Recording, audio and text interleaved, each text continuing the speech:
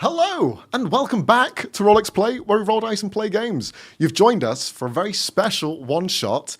As you can see, we don't have the normal crew here. We have some regular faces, some new faces as well. Joining us for this one-shot, we have the amazing GM Eric, as well as Covett. So the two of them will be joining us for this special one-shot. A murder mystery, in fact. But before I continue waffling on, we'll have everyone introduce themselves, who they are and where they come from. So we'll start off with Eric. I'm GMEric. I'm a full-time professional GM.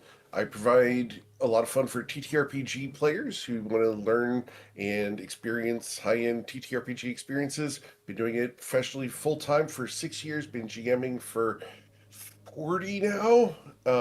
And I'm excited to get to play for a change. It's been a good year since I got to play in a D&D game.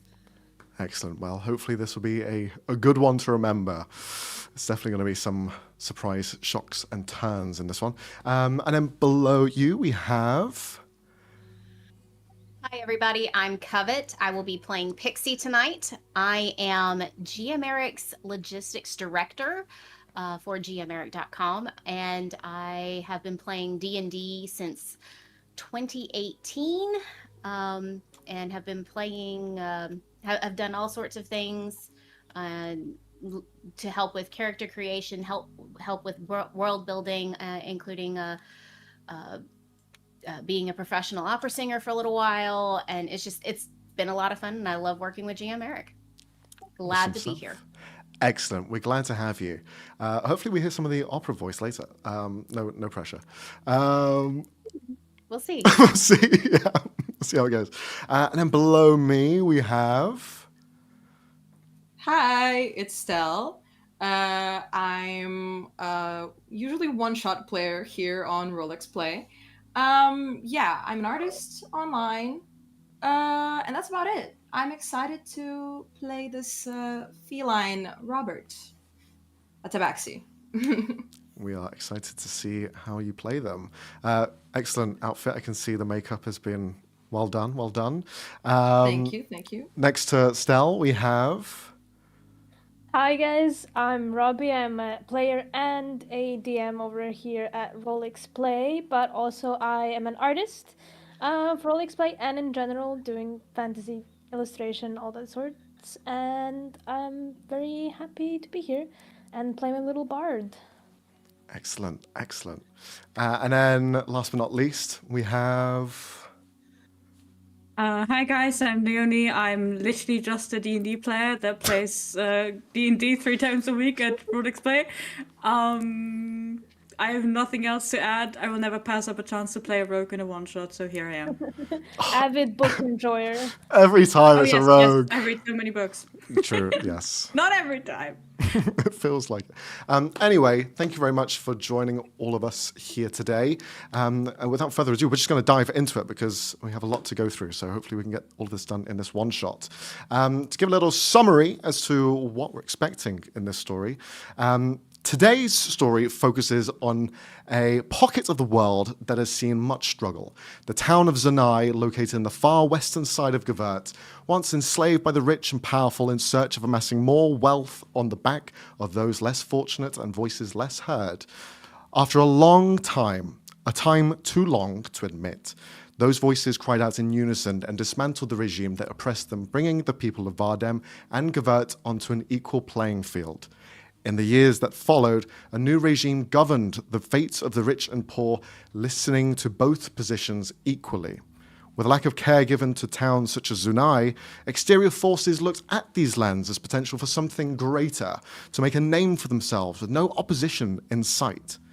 This small backwater town of broken lands and tapped resources gained an investor, a woman bringing in an idea and the people to execute said plan into motion. Her name, Lady Brach. In a span of 20 years, this forgotten town transformed into a bustling city of industry. Steam-powered automatons and silver-lined streets make a drastic change from the mud and dirt roads of the past. All of it glistens with a clean and methodical design curated by Lady Brach and her team. Yet, in these last 5 years, she is nowhere to be seen. Absconded and isolated to her castle, with only the select of the select having seen her, she is an enigma that no one has quite been able to explain. Why hide? Why hide away from public fame? Her castle has been closed off to public for a long time, but in a shocking turn of events, to celebrate her 20 years of being in the city, the gates are open for all to enter. The shining city of Zanai is a backdrop to this impressive and large castle aesthetic. Nowhere near the same level of technology. It is simple stonework with no fancy designs. It is a practical castle in grey tones. It sits atop the hill, where a singular gravel road leads into the open castle gates. Fire braziers illuminate the exterior and showcase the amount of people that are coming in by foot or horse and carriage. Some horses exhale vents of steam. They are automatons, and some beasts of burden resemble different creatures such as elephants or hybrid designs, all mostly a variant of Sentinel, created by Lady Brach's institution. There are no servers or people to greet you as you enter the main gate. It is all open for you to peruse at your own pace. Everyone naturally funnels towards the main hallway, as it is the only purposeful light shining and brings the sound of chatter to its fullest. A tall, and I mean tall, about 7 foot in height, wide-shouldered human man, a bald-headed, not particularly well-dressed, like some of you who have come here with an idea to wine and dine, stops each of you at the entranceway. He asks, "What is your name?" As we will look first to Eric. If Eric, you could please introduce your character.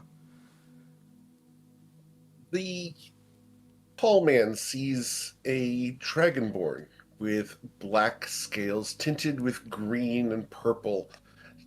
The iridescence shimmers in the light of the various automatons in the area. He's dressed in a long green robe with brass highlights. His overlapping teeth extend past his gums, above and below. His shrewd eyes measure everyone up and down. And he looks up. Sir Otis Highmore, I presume? It is. I am Duldrin Shadowscar. I believe this is my invitation. As I present a document, folded and gilded, to him. It's elaborately handcrafted and signed with the personal signature of Lady Elisa Brach. He will pick up the letter and look it over with a very sort of stern look. This man looks to be well cut up, as if he's been through several fights throughout the years, but they're all old scars that haven't clearly healed over time. He is a man not to mess with. He would look like a bouncer for most, but here on this evening, he just seems to be a moderator of sorts. As he looks at the card, gives you a nod of acknowledgement, hands you back the letter, and he will just turn to the group of people just kind of mingling in and out, and he'll say your name. Duldrin reaches up for his elbow. Excuse me. And the Lady Pixie Shtick. And Covett, if you could describe your character for us. So up comes running, literally. Well, yeah, literally. This small pink-haired gnome with these long twin tails from the top of her head, and she has a bright candy-colored dress covered in bows and swirl patterns. She wears brown boots, and the thing that you notice the most is she carries this really large lollipop on her shoulder. She doesn't put it down. It's just twice the size she is, but she carries it with her. And she looks really, really, really sweet. But she gives this gentleman a grin, and maybe she's more chaotic than cute. And she looks at Duldrin and says, Boss, I told you to wait for me. Oh my gosh, you've got these long legs, and I have little ones, and don't make me take out your kneecaps. I'm gonna do it again. It's fine, Miss Stick. Our associate here was about to introduce us. And I have to ask the GM for a insight check from Mr. Otis Highmore, please. Sure, yeah, go for it. You can roll an insight check. No, from him. Oh, from him. Okay, interesting. You will notice he is slightly questioning the fact of, I'm going to break your kneecaps. He's a little bit curious. He rolled a 15, looking towards the both of you. The invitation does appear to be real, as I had a deception of 24. Okay. He seemed to have no care about the card as you handed it to him and he looked it over. Probably why he didn't see that there was any fakeness to it. It is a complete forgery. He accepts what it is, knowing that Lady Brach can bring some surprises. And he will just announce the two of you to the crowd. Lord Duldrin Shadowscar and Miss Pixie Stick. And he just gestures for you guys to walk down the stairs into the main foyer, where everyone else is currently... As I step to the side, I will hold out my hand after descending 4 steps for Pixie. She will take it because she feels really tall at that moment, because she is a grand total of 2.5 feet tall. And she will smile really big and say, "Thanks, boss." As we descend the stairs, we scan the room. Who all is here? Can you roll a perception check as you're looking around? Of course. With a 19. 19. Purveying over the crowd of people, your name was announced, and a few ears kind of procked upwards. Some people knowing your name and knowing your business specifically. You do see a lot of the sort of inner working group that Lady Brach would have around her, Arcanist Alange, as well as Kishar, Failwin. These people in particular know who you are because they've worked alongside you in some form or matter. They've seen you alongside Lady Brach, and they just know that you are business. So you just see them at a passing glance. Looking around for everyone else, you will see that 2 other individuals are currently sat by a drinks table. People that perhaps you might not recognize fully. Both Roby and Stell, if the 2 of you could describe your characters, please, as you are already at the party. Would you like to go first? I was gonna ask you the same thing. Chivalry's not dead. You go. First? Fuck. No, you go. Sitting at the table is a young satyr dressed very formally in a suit and a tie. She has little bangs going off to the side to these, like, they look like strands of hair, but they're also almost like fur-esque, and a long piece of her hair going back into a very, very low ponytail. Very nicely put together, seemingly of noble origin. She has also white, fluffy ears, and she's quite pale. One thing that stands out is a pink gem in her necklace, and that matches her pink eyes. But she also seems to mean business. She seems to be treating this as a networking event, but also ever so slightly glances over to the person sitting next to her with like a slightly, as if this is the only thing that's ticking her off in the room. And Stell?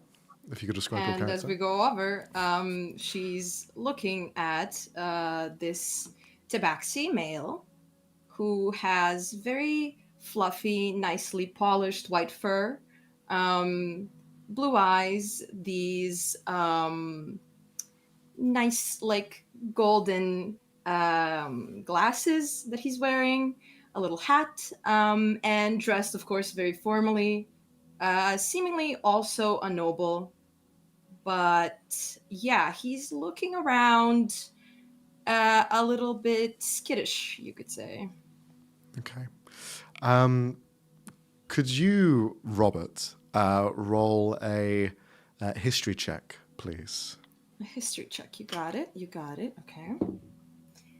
It's a 12. 12. Okay.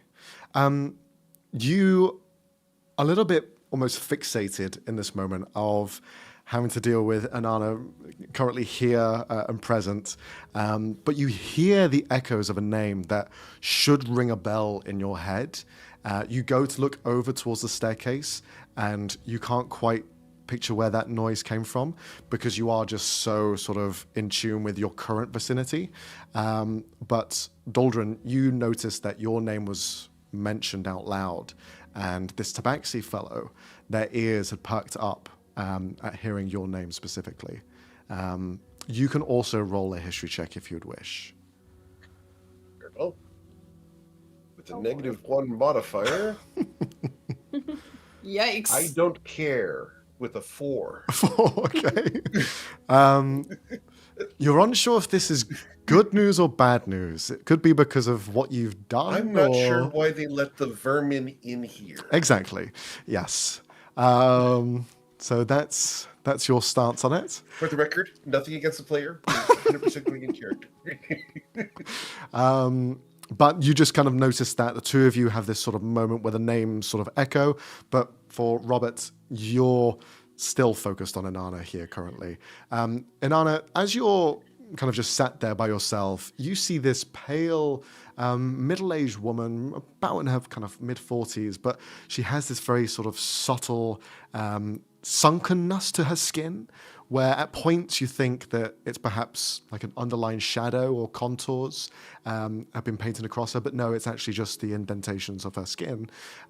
You see Baroness Heartlock begin to kind of gingerly walk over. You've seen this person before, kind of intermingled here in the city. They have current business and are the ones basically ordering the new line of sentinels that are being made. She herself has this very sort of undead nature to her. She walks around. She looks sickly, but there's almost a beauty with the sickness in a way that she tries to hold to herself. But she just kind of glides past and sees you up and down. Interesting to see you here, Inanna. Is someone going to get a little document by your family, or is this a social gathering? She's going to stand up and do a polite bow. Oh, simply here at my father's, will. He was meant to be the one coming along, but I am here in his stead, merely networking, seeing if there's any potential clients, but mostly for relaxation. Unless you need any documents drafted yourself. Well, if the production line doesn't speed up, I might be asking for either yours or your father's help.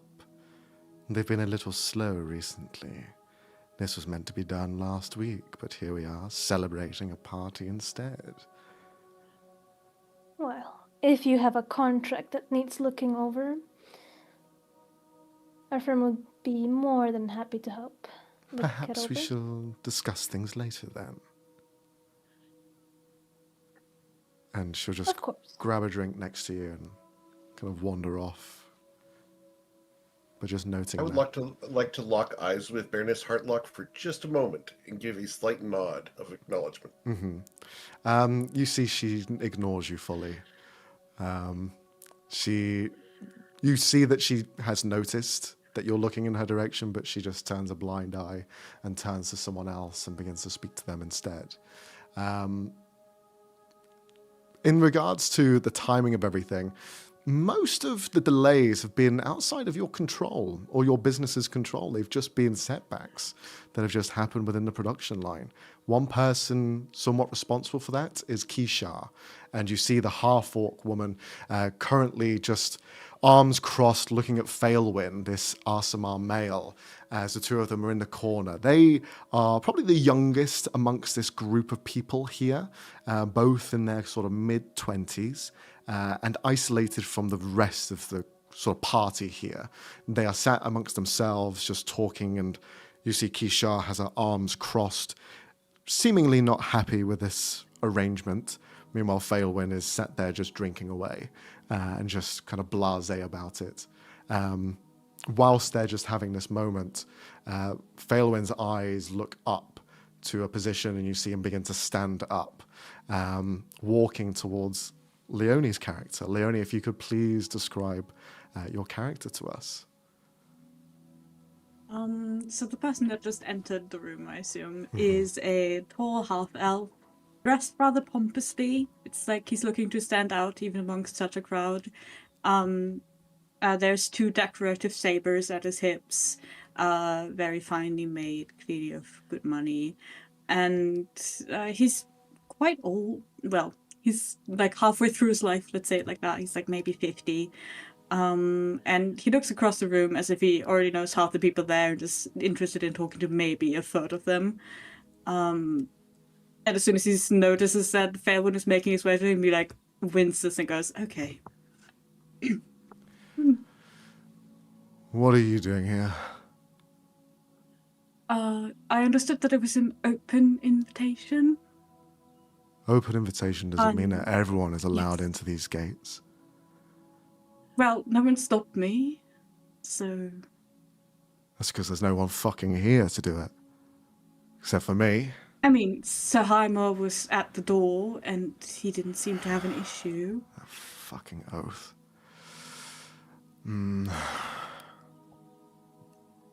But if you absolutely desire me to leave and not mingle at all, then obviously I can... Well, not leave, because I just got here. But I could avoid you for the rest of the evening. Children's going to come up behind this man and place his hand on his shoulder with the claws very intentionally pressing into his suit, just enough to cause a deformation. There's not a problem here, is there? After all, this Algeron is my associate. You don't have a problem with me, do you? You see, he looks you up and down. For Doldrin, Algeron is an ex-flame of Lady Brach. They were together at a point and they aren't anymore. There's no real reason as to why or what happened, but it's been a while since they've been together, and Algeron has had a place here in the city and has been around a fair bit. But you can see that there is tension between Failwin and Algeron specifically. You see... Do I know who that is? Do I know who Doldrin is? Doldrin? Unlikely. Yeah. Unlikely. He's... Or maybe in passing? You can roll a history check, Algeron, to see... Okay, I can sure do that. Let's And see. Oh, okay, 21. I am just going to say that Pixie follows Doldrin everywhere he goes. Like the little chihuahua she is. So that was a 21 you said, Leonie? Yeah. Okay. There has been times where Lady Brach has not told you all of her business. She rarely did, in fact. Oh, yeah. A lot of it was kept to herself. She was very proud to be self-made, but leaning on the power and capability of a select few. You had seen names in circulation, such as Arcanist Delange, for example. Even people like Failwin as well, she entrusted and looked for her own faculties to be kept in check. Another one of those names would have been Doldrin. In terms of his sort of role in things, unsure, but he has been present in a few different elements here and there. So he has had some, at least, reputation with Lady Brach. Would it be fair to say that Algernon would have noticed my presence at way too many meetings and parties without knowing what I do? Kind of like the guy in the background with his arms crossed. Exactly. Blending Oh, into boy. the shadows because of how dark his scales are. You just like see his eyes and you're like, oof, I recognize those, but I'm not sure why. And he just called you his associate. Yeah. Yeah, so Algeron's first reaction to your hand landing on his shoulder was literally just like, what the fuck, who is that? And then No, he noticed my hand would be who on you were, and Phelan's I was like, shoulder. oh. My hand would be on Phelan's shoulder, pressing into his shoulder. Okay. And referring to you as an associate to be Yeah, I allowed got in. that part. Mild confusion and then just, yes, exactly, Phelan. So, Are you two in bed together? Are you now doing his dirty work? Is that what this is all about? wow, what accusations. And I'm going to have to cast a spell. Go for it. I need a wisdom saving throw from Phelan as the first spell of the day. You roll at disadvantage. Is a since he's suggestion. right. That is a natural 11 plus 2, 13. Very well. He will resist the magic of this spell. Mm-hmm. However, the suggestion is, why don't you mind your own business, Phelan, and let your betters have discussions instead of your rank jealousy of your mother's friend. Pixie snorts. He'll just shake your hand off of him. Have it your way then. But just know, sitting in someone else's shadow doesn't make you fuck all. And he'll just move out.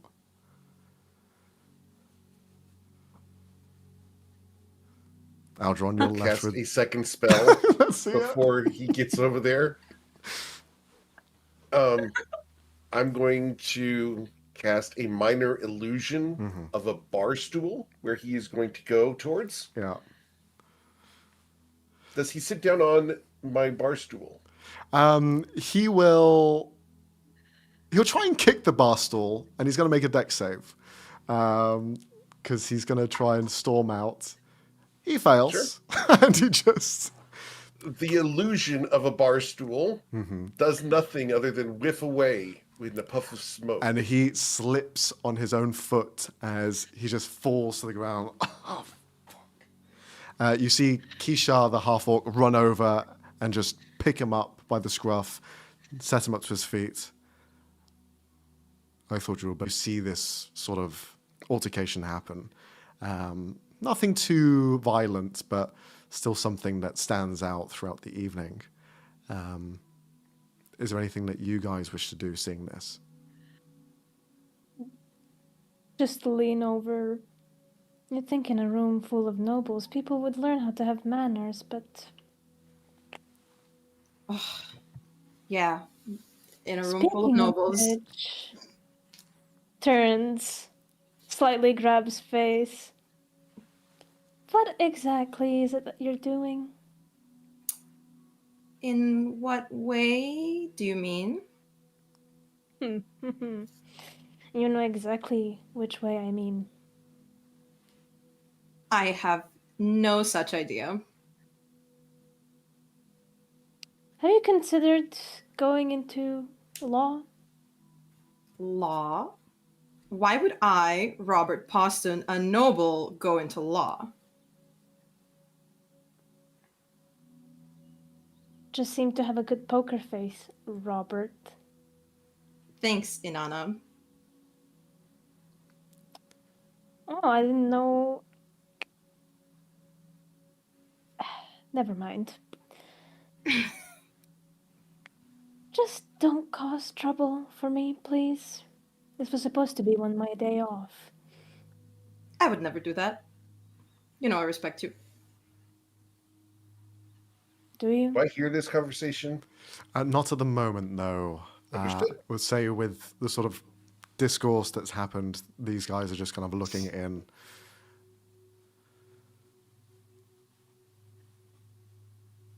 Now, Kishar and Failwind, they were leaving the room. Yeah, they Correct. went into another room.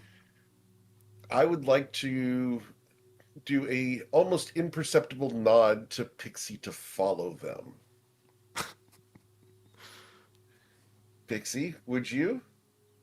She would actually, and she'd just kind of smile, that chaotic grin that she has, and follows. Okay. Can you roll a stealth check, please, as you're following behind? Right.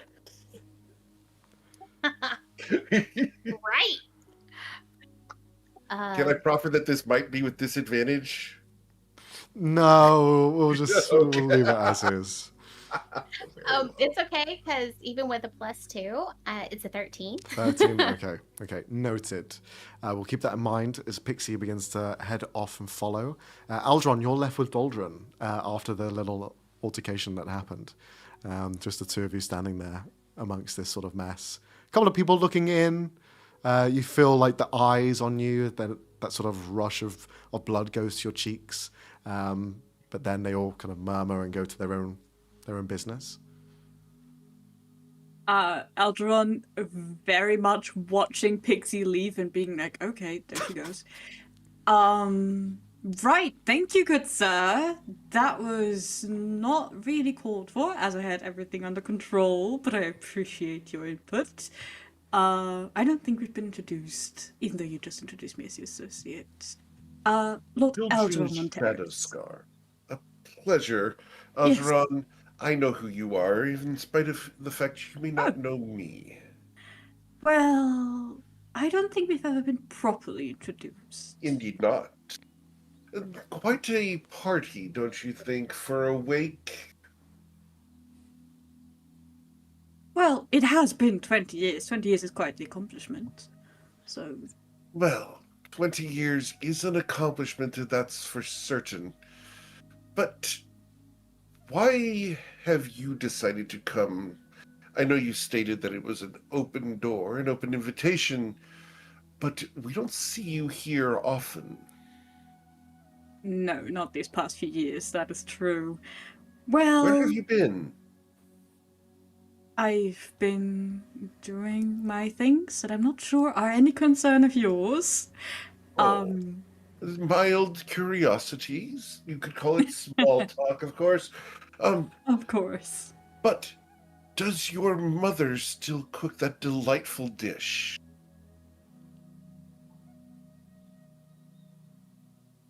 I would not know. I've not been to my parents in ages. Quite longer than I've been to this place, to be real.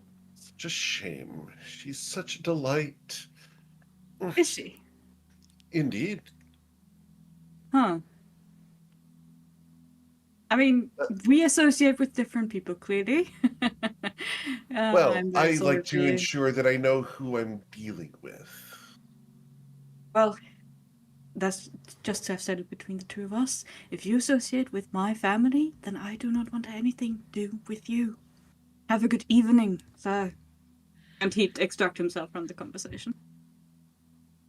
Dildren's just going to smile a toothy grin after the man that he's intentionally made uncomfortable. Success! As all of you are kind of in and out of this main room, there's a couple of other rooms to go down. There's a lounge, there's kind of another dining space, but here is the main foyer, the main entranceway. There is tables adorned with food and drink. They've not been brought in, and there's no servers, so everything's just here for the taking. And there's no replenishments either. It's just, here's what we have, and take what you can. See a couple of people scoffing their faces down.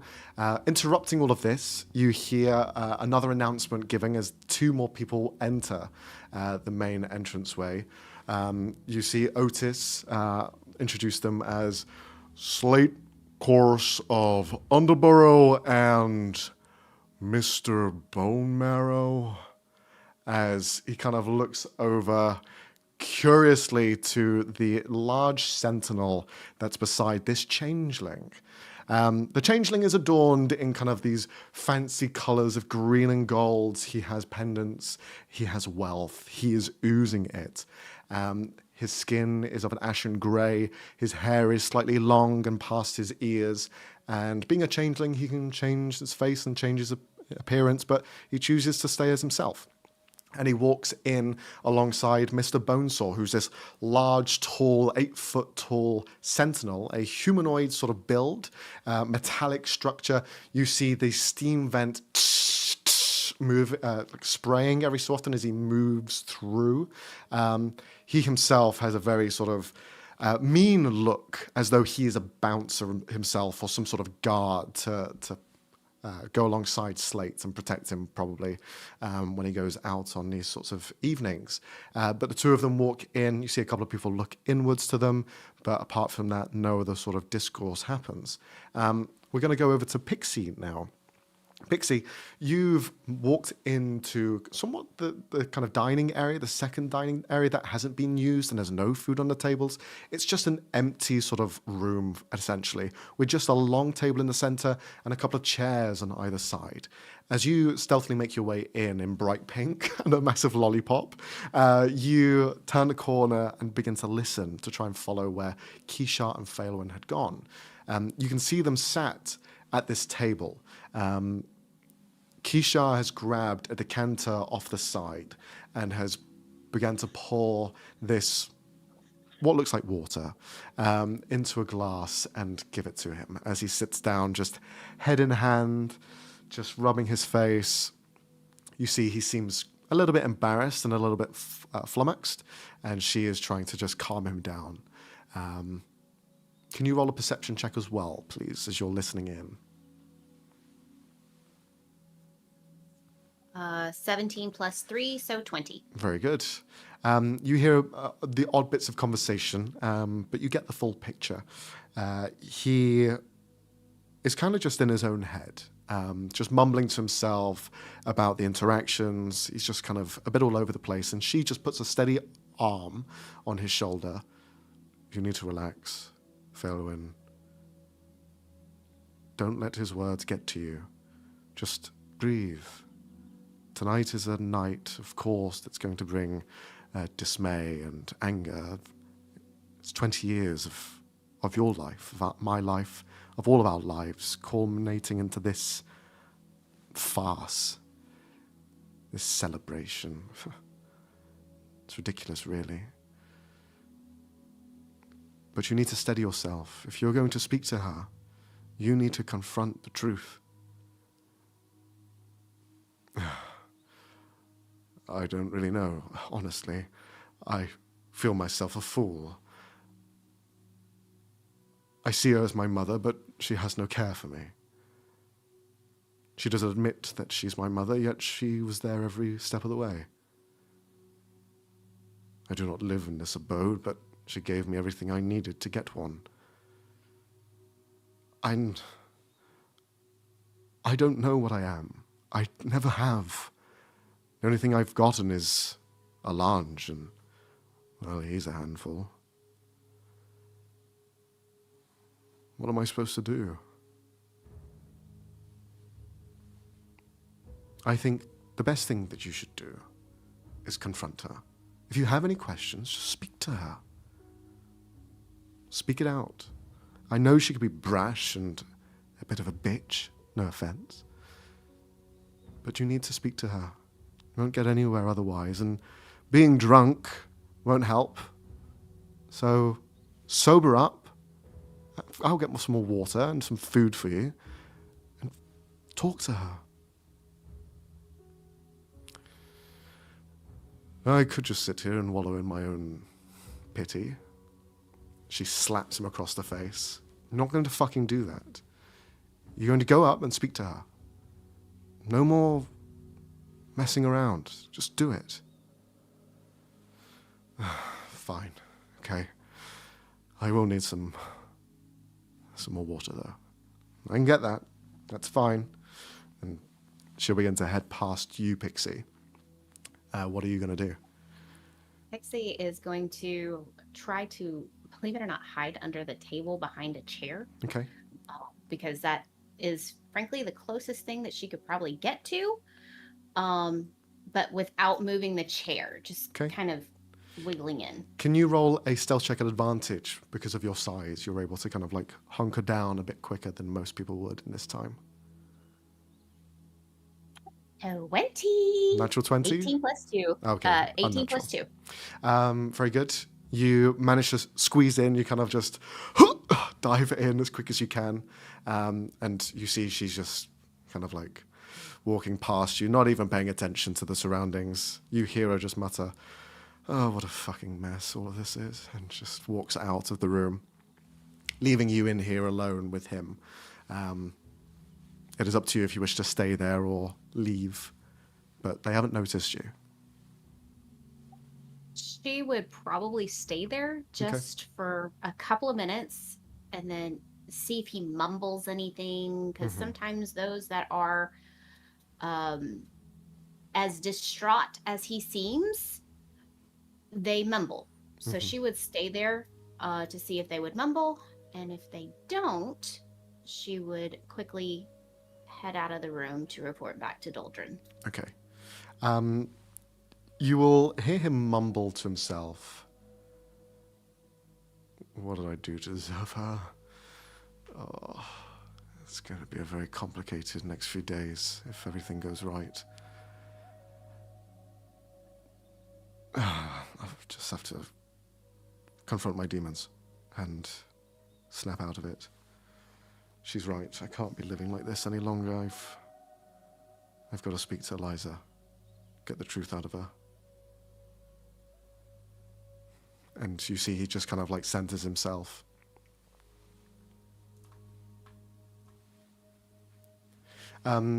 Whilst that's happening, eventually you will kind of leave and return back to the group. But for everyone else, you watch as this large sentinel has made his presence very well known at this point. The steam vents on his back create a sound that just pierces everyone's ears. It's like a high-pitched sort of whirring sound. And it happens not often enough that it's a nuisance, but enough that it kind of like catches you off guard because you forget it's there. He is currently walking around with this sort of stride as Slate is alongside him. Let's see, I'm going to roll a d4 to see who they go up against. So it'll be 1, 2, 3, 4. It's 3. Okay. Hi. For Robert, you can see that Slate, the owner of this sentinel, has gone off and mingled with 2 red-haired women who look almost identical to each other. They are known as the Octa Twins, both Laura and Milner, Plora and Milner, sorry. They are currently having a conversation with him, and one looks flippant, the other one seems uninterested, but he is trying to be verbose and speak to them in some sort of manner. Meanwhile, the sentinel has gotten distracted and has now walked directly to you. You see it approaches with this heavy stride and then stops itself, looking down in your direction. "Hey! Hello!" Hello.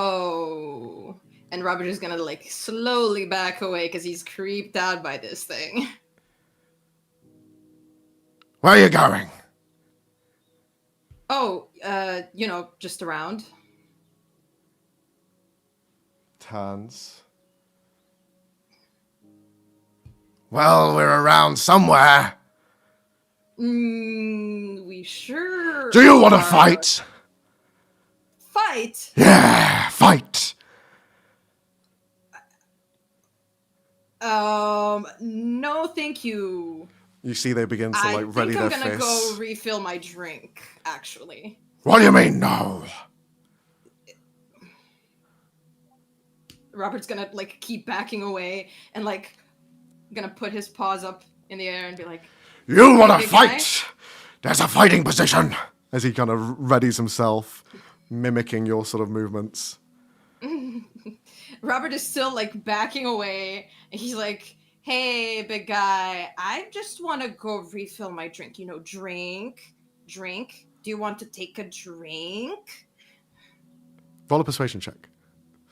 Okay. Oh no, my persuasion is ass.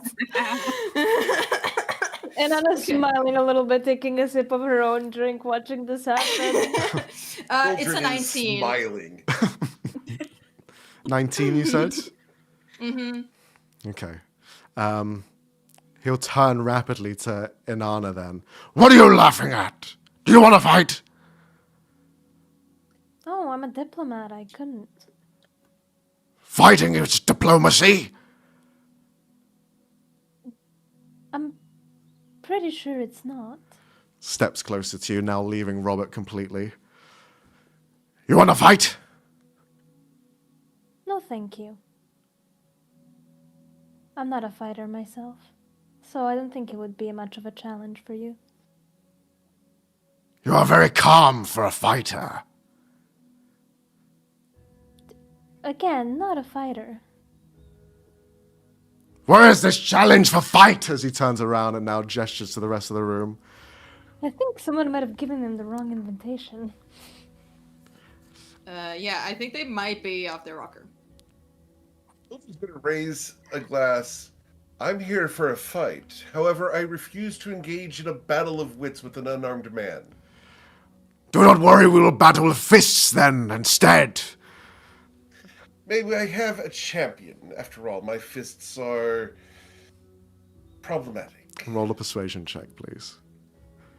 Very well. He'll just point you out across the room and just... Meanwhile, Slate is I just... got a natural 20 Okay. or 22. Slate is completely leaving his sentinel to do whatever he wants. He has a neglectful father, you may call him. He is not minding his sentinel. Has a question about Mr. Bone Marrow here. Yes. With my association with the organization, Yeah. am I familiar with how Mr. Bone Marrow was constructed? You would to some degree. Mr. Bone Marrow was one of the first that were created in a partnership between the Course brothers, so Slate Course and his brother Anton, as well as sort of the resources influxed by Lady Brach. So it was kind of the partnership between the two sides, creating this first institution of Sentinels. You know the rough designs. It's changed since now. You can see this was like 20 years ago this one was made, and much advancement has been made since then. It is known Do I that... recall the specific weakness why they were changed? You would, yes. It is a lack of sort of... There's two things in particular. The core sort of memories that are used for the Sentinels, they weren't necessarily the most well-defined, trying to achieve simple tasks, and could be easily manipulated without much avail. At some points, they'd even go blind to people and just like forget that someone ever existed if programmed a certain way, as well as their structure itself, although verbose and quite intimidating by how they look and size, they are not necessarily the most powerful creatures. They can lift and do simple tasks, but they couldn't do the extreme sort of weights that other people could. And in a fight, could probably not really endure much, maybe a couple of punches, and then that'll be it. Mr. Bone Marrow, after all, you remember my associate, don't you? At which point I will actively point out Pixie Shtick coming from the other room. Oh, now that's a fighter! Boss, you called? I need a demolition, please.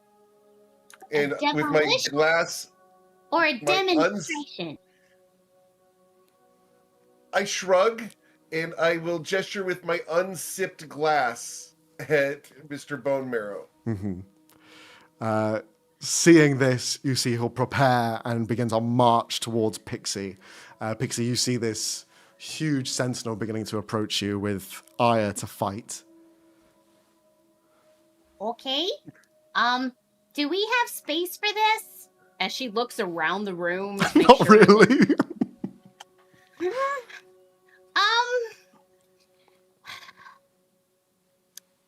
All right, so first off, Bach, who's paying for this? He challenged Pixie. I'm sure that the insurance policy will cover things. Go on, have some fun. All right, okay, this is gonna be fun. And she like takes her stance and pulls the giant lollipop off her shoulder and is ready, holds it in both hands, ready to go. Okay. Can you roll a quick initiative check for me to see who will strike first? Probably him. I rolled a 4. 2 plus 2, so 4. Okay. He did roll higher, so he's going to go for the first punch. You see this kind of whirring sound as the arm clocks backwards as he's still walking. As it reaches its full point, you just hear this as like a hydraulic press. It just punches forward towards you. It's going to make an attack roll. That is going to be a 17 to hit. That does hit. Okay. With the punch, that's going to be 10 points of bludgeoning damage as just hits you in your chest. The other arm comes up with this almost like uppercut to try and punch you in the stomach as it goes for the second strike. That one's going to be a 10, which I believe won't hit. Misses. So it just goes for that uppercut, but it doesn't realize how tall you, how lack of height you are, and just kind of goes over. Challenged. Slightly. Boof, boof, 2 strikes outwards. One of them lands, the other one doesn't. It's now your turn. What would you like to do? She is like, ooh, that was a good hit. Haven't had something like that in a while. And she takes this giant lollipop and goes straight for the knees. Go for it.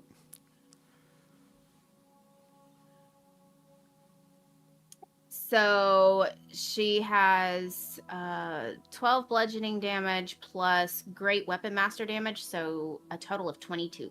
22, okay. And that was 18 to hit. 18 hits, so go for it. So that was 22 points of damage, was that right? Yes. 22, okay. You whack against the kneecaps. Both of them fold straight away as you just hear this clunk inside as it falls to the ground. It hits. Can you roll a perception or investigation check, please? Daldrin, you can roll as well since you are here watching the fight. I am going to do a perception check. Yes, Leonie? I would actively While not all of be that is doing going this. on, I would be rather actively watching Slate, Okay, not Mr. Bone Marrow. sure thing, sure thing.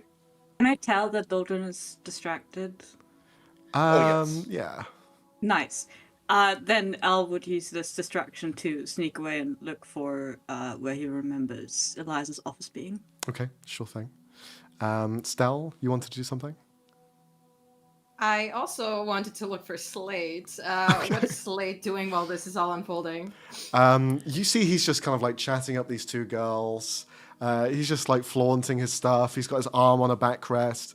Just kind of like, hey, hi, how's it going? And the two of them are just not even looking at him and looking past him to the Sentinel that's currently fighting a pixie. So he doesn't seem to care. He's just like, yeah, well, here we are once again, you know, crazy. He's so fucking funny. I sent you a message, Mr. DM. Mm-hmm. In the And I Discord. also have another hit Yeah, as well. go for the second one. All right. So with the second hit, 20 to hit, and 15 bludgeoning damage and 10 great weapon master. So 25 total. Okay. You slam down twice. Fucking hell. You hit him in the knees. He goes down instantly. You go down for the top end into his stomach, and you just hear it kind of like crack inwards. But it's odd. You hit into the metal carcass, and perhaps whatever's inside kind of stops the sort of bending of metal even further, and you just kind of hit this really solid sort of thing in the middle that your weapon just doesn't go through. But you see that the sentinel goes inert for a second and just lays there resting. Did you roll your perception investigation check?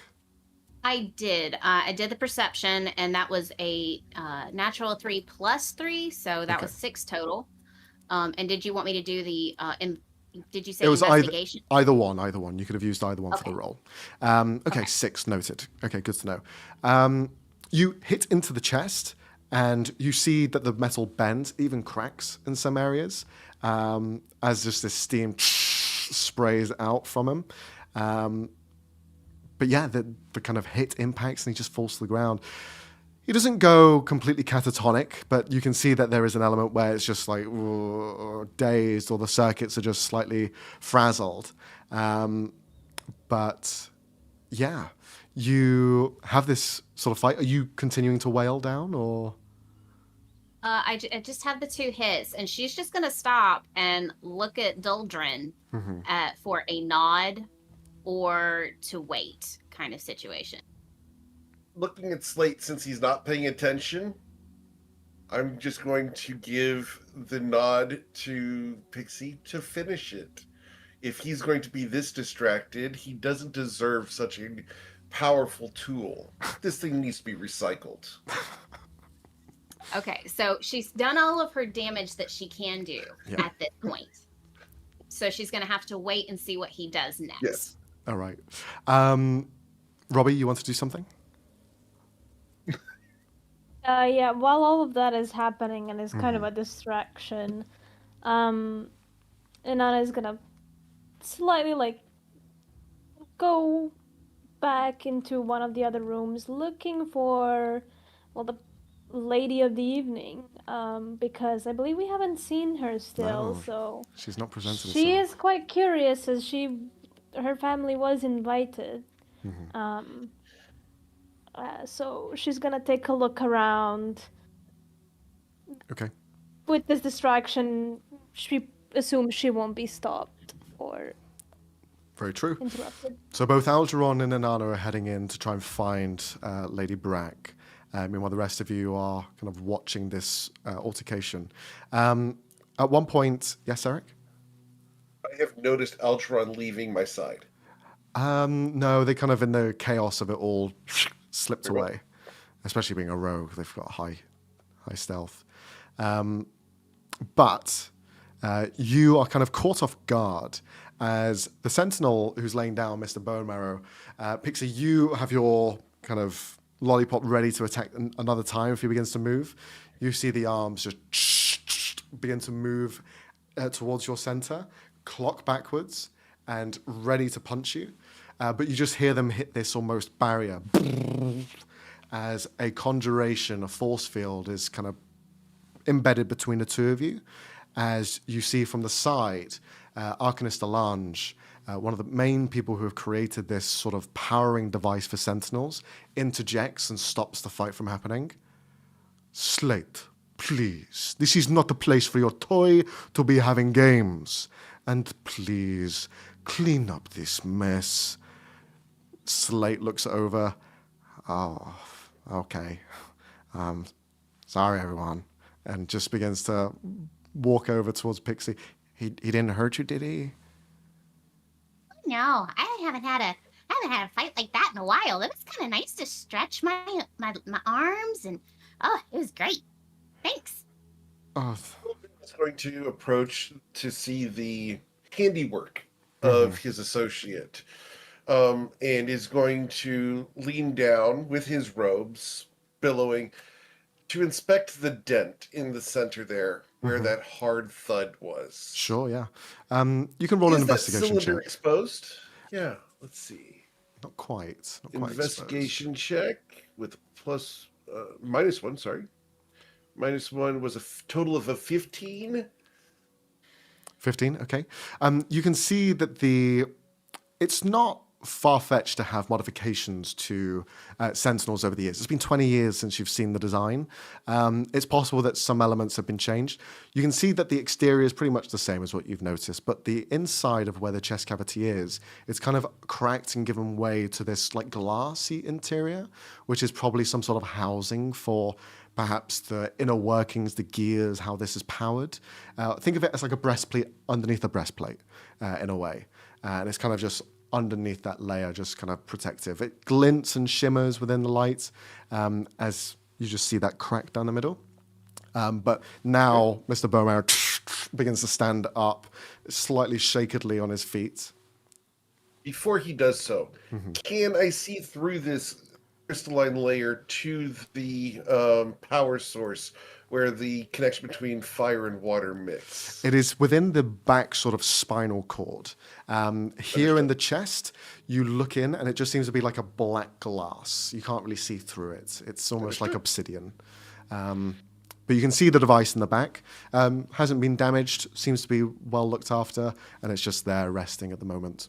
So I can see it on his back. Yeah, you can see it there currently. Understood. Can I cast a spell as a subtle action? Sure, you can try to. What would you like to cast?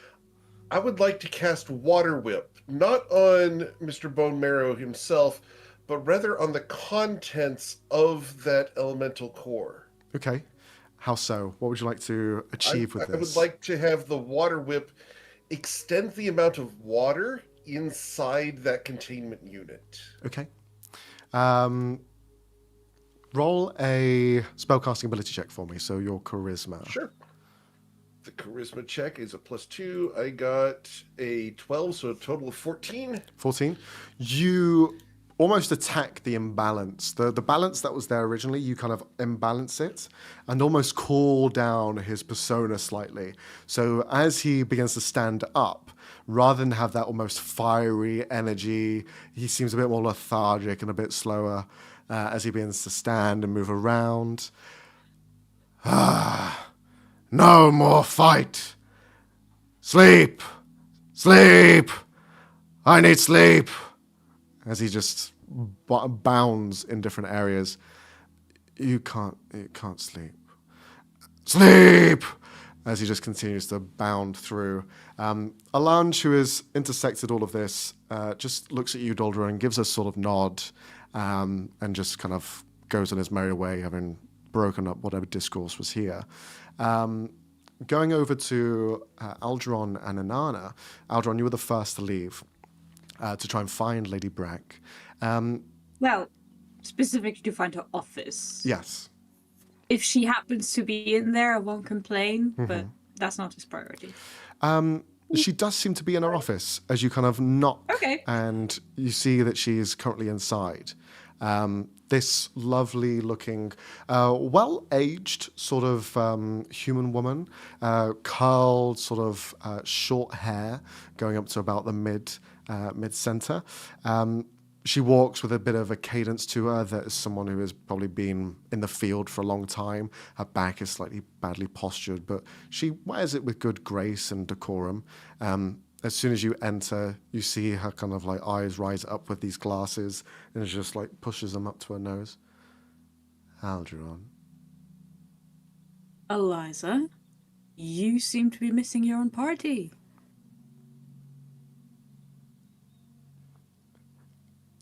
You did say things, Leonie, but nothing came out of your mic. No! Why? Okay, wait, am I picking up now? Hello? Am I here? I didn't hear it. I heard Leonie also. I just didn't hear it then. Could you repeat, please? I basically said, you're missing your own party, or are you planning on a fashionably late entrance? Well, you know me. Fashionably late and not a party. I am not here to celebrate.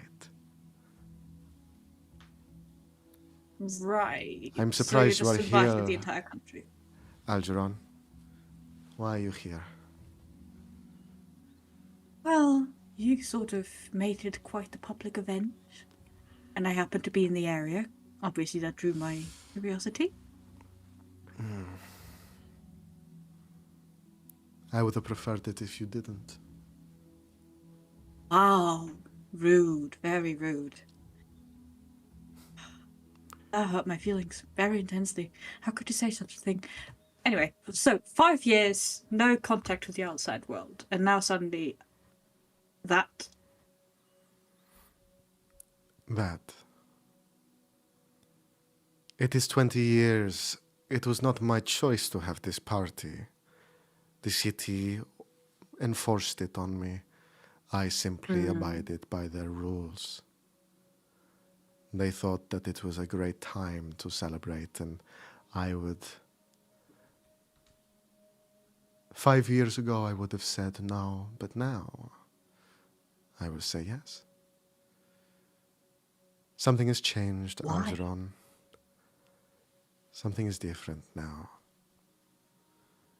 We have all moved on from the past, but some people still linger, like dead weight.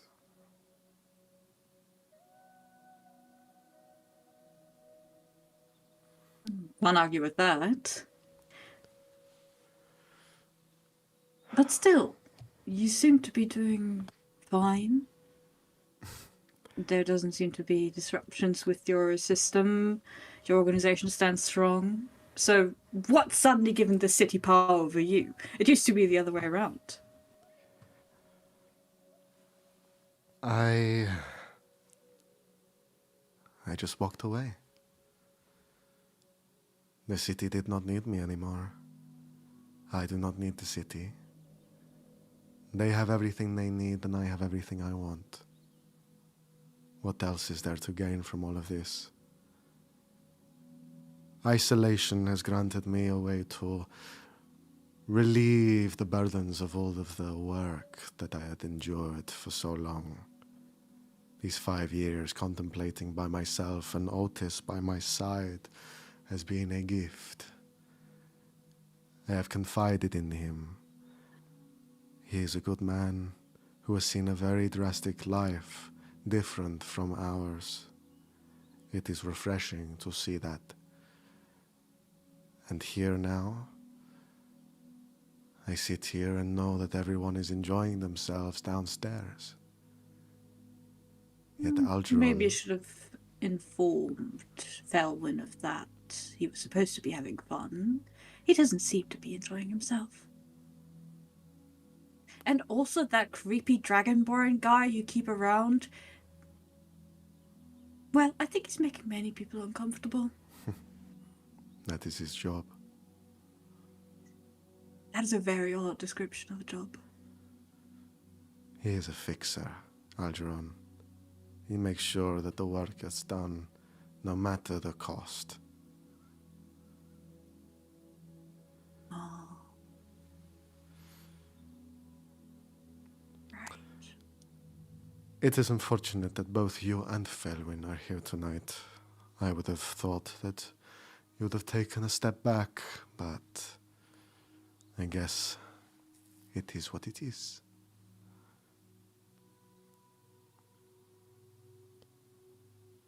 It is not too late, Algeron. You can leave. Why stay?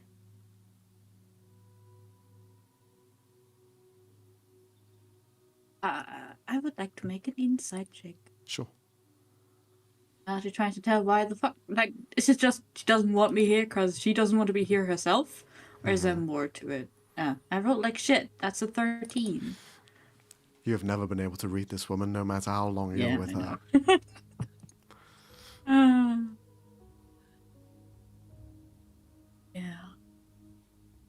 Yeah. I sent you a message.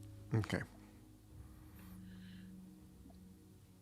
How much Jay of just that conversation nods. did I hear? No, I'm kidding. Good question. I was gonna Just say, like awkwardly standing in the doorway.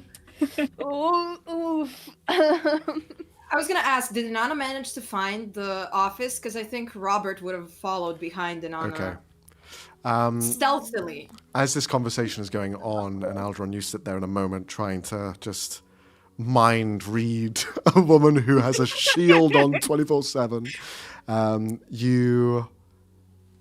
Inanna, I imagine you're trying to stealth, or... Not like being suspiciously on my tippy toes walking around, but Okay. Can you roll a You sleight of know. hand check then, rather than a stealth? Sure thing, boss. That's a 6. Okay. Robert, it's easy to follow Inanna because they're not really hiding. So you're able to keep up. Meanwhile, Algernon, you hear footsteps beginning to approach the door behind you. As Inanna, you make your presence known by staring through and can see the two having a conversation. Lady Brach looks over in your direction. Ah, Inanna. You're here as well. Is your father here? No, there was an urgent business decision he had to attend to, so I'm here in his stead. I hope that's alright. Quite misfortunate. Well, don't tell me more people you didn't intend to come to your open invitation. He was one that I was hoping would come. Every word, every word. Is there a message I could relay back to him? No, not yet. Maybe later. Well, he did speak fondly of you, so... Most people do. And those Will who you be don't, joining us? stay silent. Perhaps. I need to gather some thoughts before I address everyone.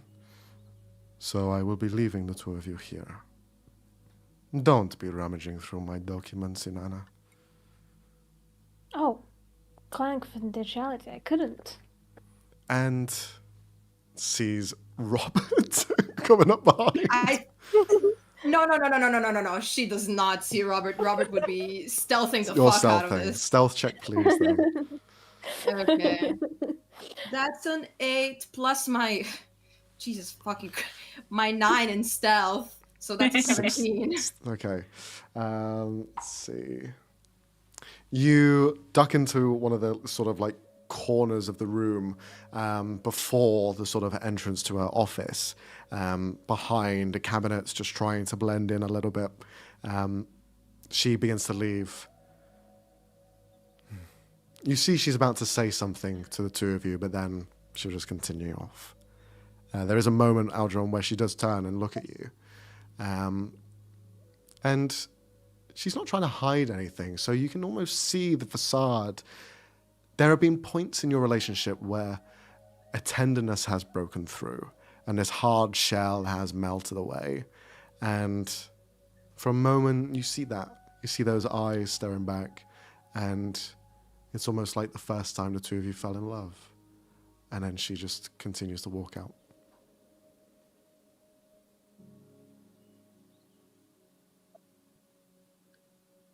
I know who Algernon is, by the way.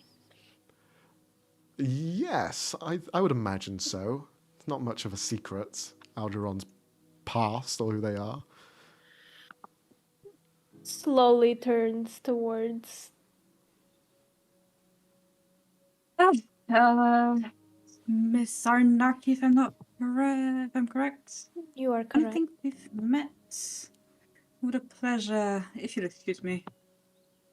Are you feeling alright? You seem quite pale. Yeah, no, everything's fine. Thank you for your concern. Looks him up and down a little bit.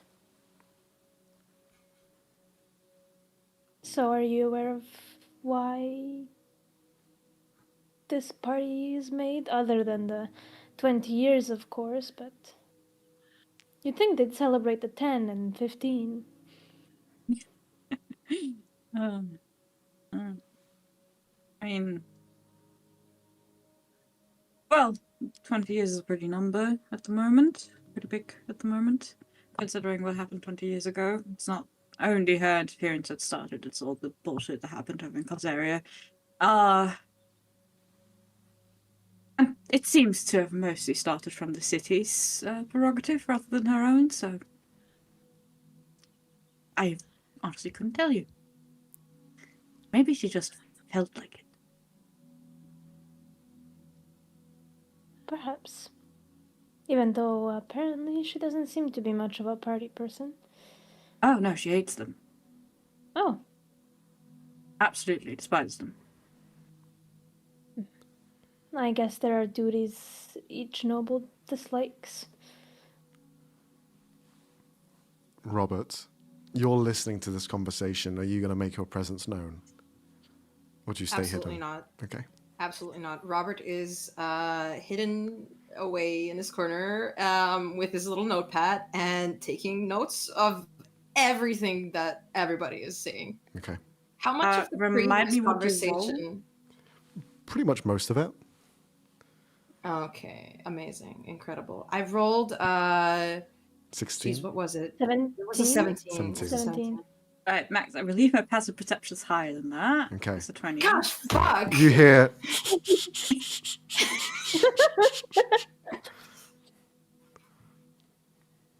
Are you gonna say anything about it? No, he ignores it for now.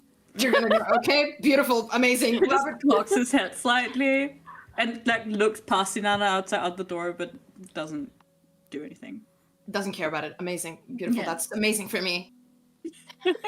Now looks back, doesn't see anything, turns back. Well, care to join me back to the rest of the party? Feels weird that we linger in her office more than needed. Oh, well. Yeah, of course. Let's go rejoin all the lovely nobles. Yes. Kind of nods and yeah, I get it. Okay. Okay, So- as they're leaving, sorry to cut in like this. Go on. As they're leaving, I'd like Robert to snoop around the office. Sure thing. Stealthily, again. As we're walking past where you were hidden, Aldron just makes eye contact with you and is like, and then moves past.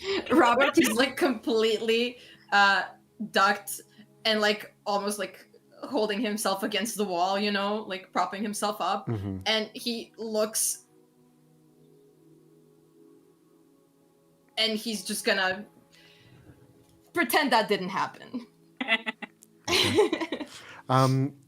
Robert, you begin to snoop around the office. Roll investigation check, please. I shall. I thought you said Robbie for a second. I was like, huh? Robbie. I'm in the game. That is also a 17. 17? Okay. You begin to snoop around, look around for documents. Is there anything in particular you're trying to find? Any sort of documents about the working conditions in ladies' facilities, mining facilities, anywhere? Okay. You find a drawer that has been left almost completely intact and purposefully put together. Her entire desk is well manicured. Everything is purposeful. And this pile of notes is specifically so. You see a pile of notes about that tall, just with documentation inside, just interlaced. And you begin to thumb through it. And it is actions that have been taken. It is movements that have been done. It has been deny of people's outcry for aid, or if they've had an injury, it's just denying them and firing them on the spot without any compensation. You see and on every single page, you see one name that is just repeated everywhere. It isn't Lady Brach's, it is Doldrun's on every single page. And there's Oh, snap. a good 1,000 plus of these just put downs, essentially. And it's perfectly manicured and left in there in an easily accessible spot. Would I notice that someone is missing from the party? Not quite, because the party is everywhere. But as this is all going on, Doldrun and Pixie, as the two of you are downstairs, you notice that the Sentinel now has been moved to the corner of the room where it's now being sort of like left to its own devices. It's drunkenly just standing there, not able to do much else. Some people are kind of like looking, gawking at it. But the attention turns towards the staircase where you see Lady Brach beginning to descend. She doesn't She's acknowledge doing everyone. so. I'd like to lean down and listen to Pixie for just Sure, 20 seconds. We discussed. Go ahead. go for it. No, we're good. Okay. You notice that Lady Brach walks down. She doesn't acknowledge anyone except for looking at the front door where Otis Highmore is, and then just kind of like turns the corner and goes into the lounge area where you see a couple of people who were in there before just leave. They're just kind of like told to leave, or they just walk out themselves, not wanting to be in the same presence as Lady Brach. So she is in there by herself at the moment. You aren't the only ones to notice her go in there, though, as you also see a couple of other people beginning to walk over, kind of eye inside, see that no one is allowed in, and then you watch as Failwin begins to step forth and into the space. Into the lounge or into the main room? Into the lounge. Okay. Dildren's going to... Oh, goodness. We're going to slide over towards the bar where I'm going to leave my unsipped drink. I've been walking around with a beverage I haven't tasted. Okay. Can you roll a perception check as you are also sort of examining the crowd as well? Sure. It's a +0. I got an 18. 18, okay. You aren't the only one at this sort of bar unit. Again, there's no servers here, so it's just the drinks have been presented and ready to grab. You do see one person is behind the bar, someone who's kind of participated in this sort of event. You see Krohiti Bakir, a noblewoman from Vardem. She is currently there creating drinks, long, luscious sort of red hair put together in a sort of braid. She smiles in your direction. Oh, what would you like to drink? I can make you something if you'd like. Anything special? He looks at her. Am I familiar with her? She has dealt with businesses. She is a businesswoman, a philanthropist. She doesn't have many like one-on-one dealings. Her husband, on the other hand, has sort of advised Lady Brach on occasion, and he's currently in conversation with someone else. Would you by any chance have some of that lipstick? My associate there has forgotten hers at home. You're asking me about lipstick. My job is in beauty. And she begins to pull out an array of different sort of lipsticks that she has and always carries with her and just like splays it on the table. You may take any you like. Puppies. I've got this under control. And he's going to gesture for Pixie the normal, and he's going to reach down and take a bright green shade and a pink shade, if you don't mind. And we'll slide her an entire platinum piece. Okay. She'll just take it. It is worth more, but sure, I'll take the money. She'll just pocket it. Is it more than this? And slides 5 more platinum across the counter. Oh, very kind. And she'll just pocket it all. Just looks over to her husband across the side as he's like... And before she does so, I hold up a finger and no questions. A 7th platinum piece goes across the counter. I don't need to say anything. Money is good with me. And she just pockets it. You see the husband is kind of looking over from the side as you're giving money to his wife. And he just looks at her. For the record, I am being... While I don't want her to ask any questions, I am being very obvious about the fact that Dildren Shadowscar has just paid this philanthropist 70 gold. You see, she acknowledges, takes it. He looks at her. I hope you know what you're doing, and just we can always make more. And he just like continues in the conversation that he's having. He should be very uncomfortable at the fact that his wife is doing a financial deal with Dildren. Yeah. He's just accepting it. She definitely wears the pants in the family. That is for certain. Meanwhile, as you're having this sort of barter, I'll hand the pink lipstick to Pixie. Yeah. And I'll keep the green one for myself. Okay. You do see, as you're having this conversation, there is a blub, blub, blub sound to your right. And you look over, and Pixie, it's more at your height than it is Doldrin's. You just see this goldfish in a fish bowl. Just bloop, bloop. Eyes wide, just bloop. Okay, so first off, is this a aquarium that I'm looking at, or It's just a fish bowl and a tiny little goldfish inside just swimming about. It is currently just looking at you. Just bloop, bloop, bloop. Oh, she totally looks at Doldrin and just raises her arms and says, "This fish is freaking me out.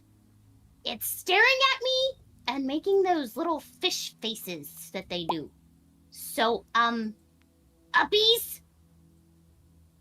Children's going to reach down, grab her by the back of her collar, and lift her up onto a bar stool, putting her down. That was so unnerving. Have you ever really looked at a fish as it's staring at you, eye to eye? It's creepy. Then their little- Children's, and this is a fishbowl, correct? Yes, yeah.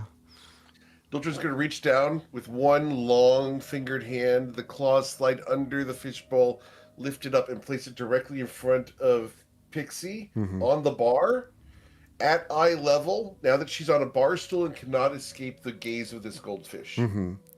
As the goldfish is now there present in front of your face, Pixie, it is just continuing to just bloop, just bubble off the bubble. And then you watch as almost behind it, these sets of eyes begin to appear in like a shadowy form as a face begins to present itself on the other side as it rises upwards. And you see this top hat of a man dressed in all black looking over in your direction. It's quite unnerving, isn't he? Those eyes have seen a lot.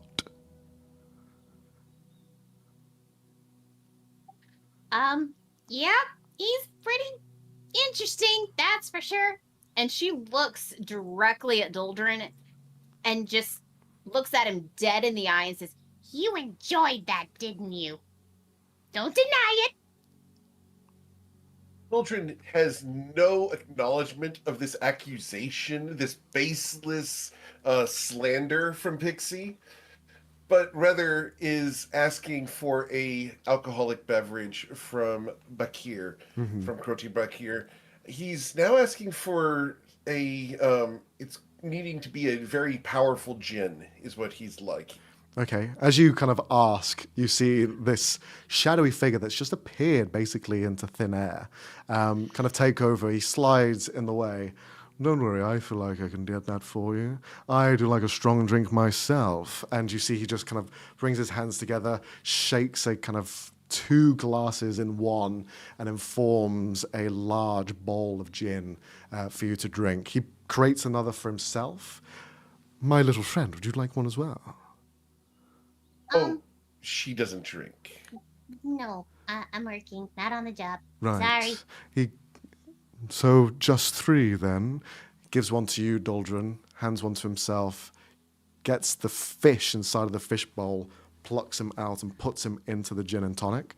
Don't worry, he enjoys it. Am I very familiar with Kilvin? Kilvin is a little bit of an enigma. You can roll a history check if you wish. Very well. "May I do that as well?" course you It's not can. gonna I be got a good. 9. Pixie, you have advantage because of your origin. 9 Shiza on my part. Shaza. So that's a 14 minus 1, 13. 13, okay. This man individual, he's known mostly as the Shadow Man. He is a person of Fey origin, a trickster for most part, but he is a collector of stories. He is someone that constantly has a book and quill and is constantly writing out a story that has been told to him. He may regale a story that he's heard as well. He's just a collector of stories, but being Fae, there's always a little bit of trickery involved, so he's not one to trust fully when it comes to these sorts of agreements or discussions. But for the most part, he seems to be a shadow caster, a manipulator of shadows. He can conjure things into reality and make them real, same as the drinks that have been created here. He doesn't have most or any allegiances at all. He's pretty much just self-aggrandized, and that's it. But he serves you these drinks, and he just kind of looks over. A fellow Fae. A pleasure to see someone in the Fae realm here in the prime material plane. Very rare, but knowing that the world has collided before, it's not that much of a surprise.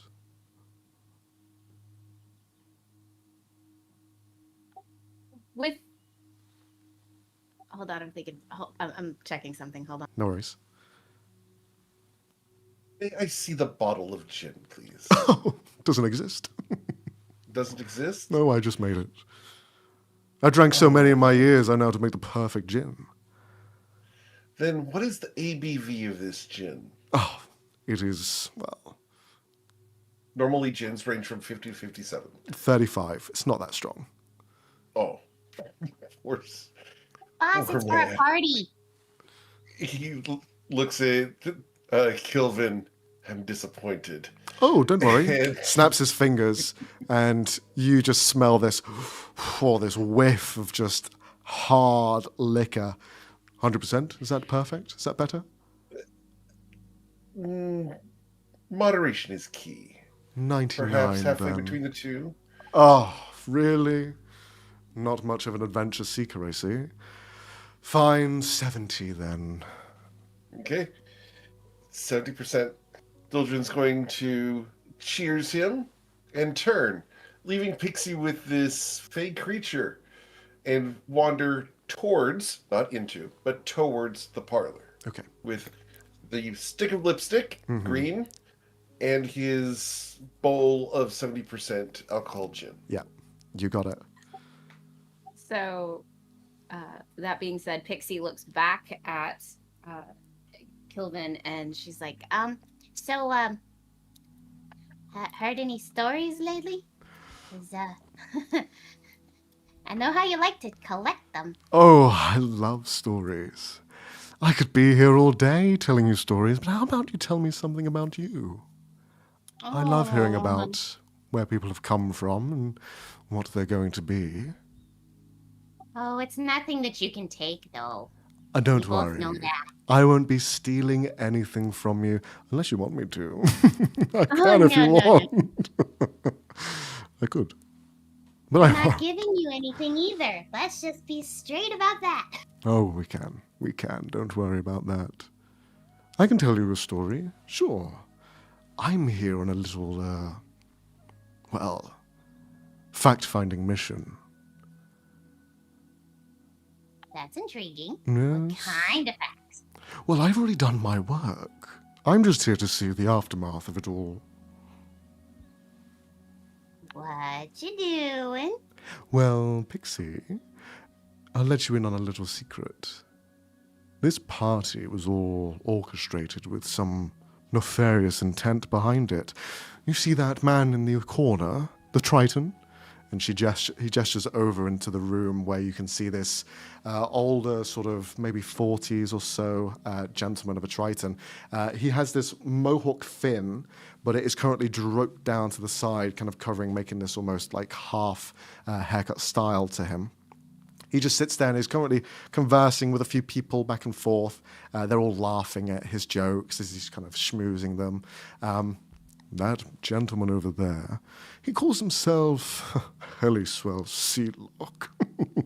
It's not actually his name.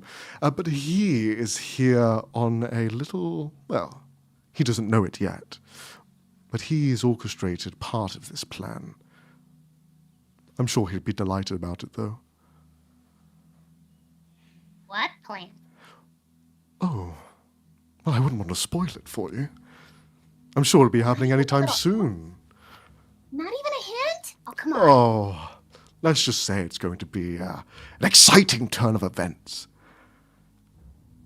Do you think Well, I this mean, party was that's- quite boring and slow? Well, I mean, I got to, have a little fight. I mean, but everybody saw that. That was fun. That was great. Can you do it again? That would be fun, but I don't think that is highly. Well, let's just say Doldrin would definitely frown upon it right now. We don't want that. Oh, he At the seems like a moment. man you don't want to anger, especially Oh, with his no. business practices. Well, you've heard rumors. Oh, yes, I have. Intense man. Can be. Why do you stick But- around with him? Well, I mean, truth be told, as you can see, my size is not that great. And, well, people didn't believe in me. So, well, he decided to offer me a job. And then I got sent on a job to prove that I could do this. And, well, I did well when I came back alive and I got a promotion. And here I am. So it's a You job. need an insight check from this man, from Kilvin.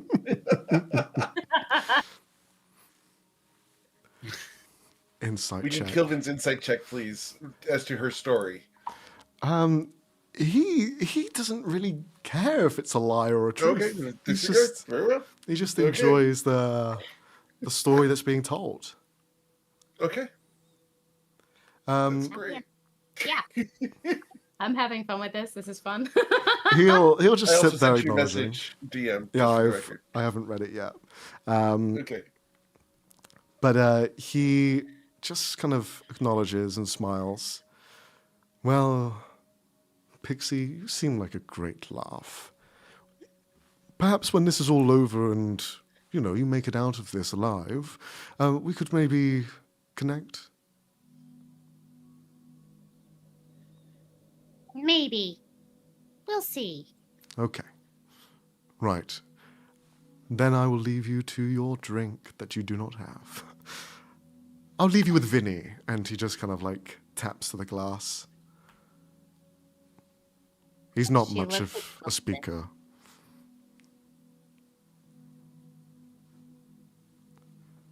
She looks at the goldfish and she just kind of stares. Mm-hmm. And she looks back at him, at Kilvin, and she's like, Are you gonna take him out of the gin? No. I mean, we don't want a drunk goldfish. I mean, that's really. I mean, you never know what they'll do. Fine. And he reaches in and throws them into the other bowl. Doesn't seem to have much care for this goldfish. I mean, would you want a hangover?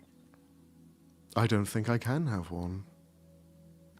That may be true, but still, I mean, hangovers are not fun. No, I've heard. And you see he'll kind of stay for a moment. Goodbye. And he just fades out of existence. that's totally fair. Yeah. Definitely an MO. Do I see Algeron, Inanna, or Robert in the area now? You would see Algernon and Inanna walking down. Robert is still upstairs kind of doing their investigating. I'm going to clock the fact that they came down after the fact that Lady Brach did. Yeah. Not soon after, but a few moments after, yeah. And did they come down together? I would assume so. Understood. Dildren's going to raise an eyebrow at that, pleased with the situation. Pleased or displeased? I didn't hear. Was it pleased or displeased? Oh, very pleased. Oh, okay. Very, very pleased with Oh, the fucking situation of those 100%. two coming down the stairs after Lady Brach left them up there by themselves. From his perspective, the rumors are going to be easy. Does Yeah. Algernon notice Doldrin staring at them? Oh, yes. Nice. He's just gonna toast you. Just be like, "Hi, you're still here." He has in his hand a large bowl of gin, And lipstick. and in his other hand, he has a lipstick. The Yep. bowl of gin is slightly green, as good gin is, and he smiles and just cheers, and he's going to walk towards the parlor, the lounge. Where Lady Brach is. Indeed. Okay. You begin to walk over in that direction. Happens. Can I see what this Merc was about? Because Inan doesn't know this person very well. And that with what Algorn kind of said in passing, she's just a little... The lawyer tingles. Okay. You can roll an insight check, and this is against Doldrin. Is that right? Yeah. So if Doldrin, you Determine can... my motives, or Don't. what are you trying to find out? It's 7. No. Like, legitimately, there may be a chance. Just because you don't roll below a 10 doesn't mean you don't know things. Just What are you like, trying to intuit? what was the... Was the smile genuine, or was it more... Mocking. Yeah. It was bad. With the 7 and the obviousness of what he smiled, because I was not trying to be deceptive or hide his motives here at all, you look to your side and you see Algernon there and Inanna walking down the stairs together. Duldrin is going to spread a rumor that you two are an item. Okay, fine by me. All right. In her head, forming a defamation suit. That is something that Duldrin is going to use about the fact that you came out of Lady Brach's office together, the two of you, alone. Well, you don't know where we're at the office. You only know we were upstairs. You don't know where we were Upstairs, very well. We were in a bedroom full. Upstairs, alone, coming down during a party together down the stairs while no one else was around you. Because I don't know that Robert's back in there. So... That would honestly make it worse. Now we're having a threesome. I know, right? But we have two Wild. people coming down the stairs during a party alone. Anytime you see this at a party, we know what's been going on. Oh yeah, hell So yeah. his rumor mill is going to be active unless you can stop him very quickly. Algernon Okay. and Inanna. Please Algernon's Uh, reputation. intercept as he's heading over and just put her hand out. I don't believe we've met, and you seem so intriguing. Are you going to try to stop Duldrin or Algernon? You. Oh, Doldrin. Duldrin. Okay. Yeah. As you come down the stairs to him, he looks at you. Oh, Duldrin Shadowscar, at your service. Would you mind delivering this to the man of the house? Felwyn has asked for a beverage. I'm very certain she is not delivering anything to anyone. She's a guest here, just as you are. Ah, my mistake. I will deliver it myself then. But a pleasure to have made your acquaintance. Were you and Mr. Algernon enjoying your time alone from the party? I simply went to talk to the lady of the house. I'm sure. Anana Arnaki, daughter of Mr. Arnaki. I'm sure you've heard.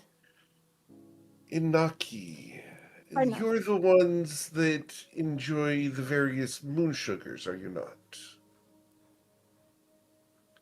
Just I raised understand my that brow. satyrs are quite fond of them.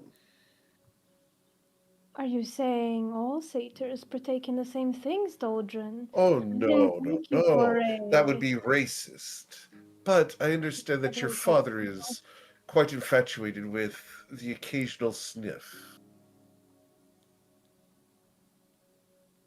What did you say? Sorry, I don't think I That your heard you. father is occasionally sniffing moon sugars.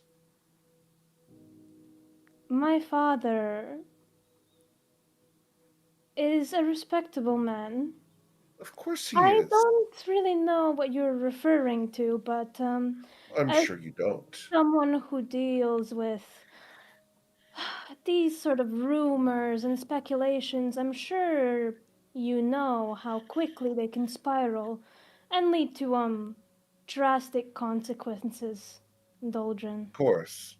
We Rumors wouldn't want are. to sour the mood of the party. Now tell me, this whole business thing, how did you get into it?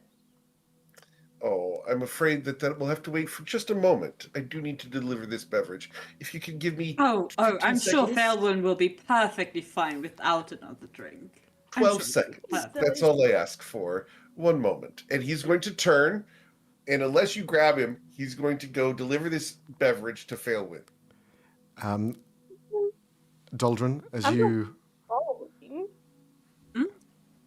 as you begin to turn the corner to go into the room, Doldrin, all of you, no matter where you are in the house, feel this sort of buildup of energy as the ground begins to shake. And Doldrin, you just see, as you open the door, steam shoots out to you. It buffets you back as you hit into the side of the wall. The steam comes around the corner and into the main room where everyone is covered in this hot steam, as I need each one of you to make a Constitution saving throw. Robert, as you're upstairs getting these papers, you feel the same rumble beneath your feet as this gout of steam bursts through the floor, bursts through the ceiling, and shoots upwards. And you are caused to bullet backwards, falling onto your arse with all the papers still in hand, slightly buffled around. I need you to make a dexterity saving throw. You got it, boss. I have a question. Would Yes. Robert have had time to make a little investigation check to see if there's any sort of to realize that this has all been set up, the papers intentionally, It was set and up to see. intentionally. Okay, yeah, and to see if there is any sort of safe or vault. There is one, but it is currently locked. So to try and Can unlock he it. try?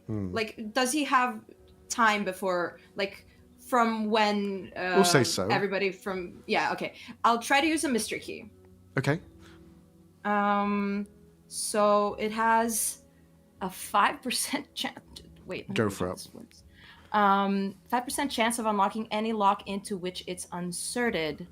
How the fuck do I use it, So though? a D100, and you want to roll a 5 or lower.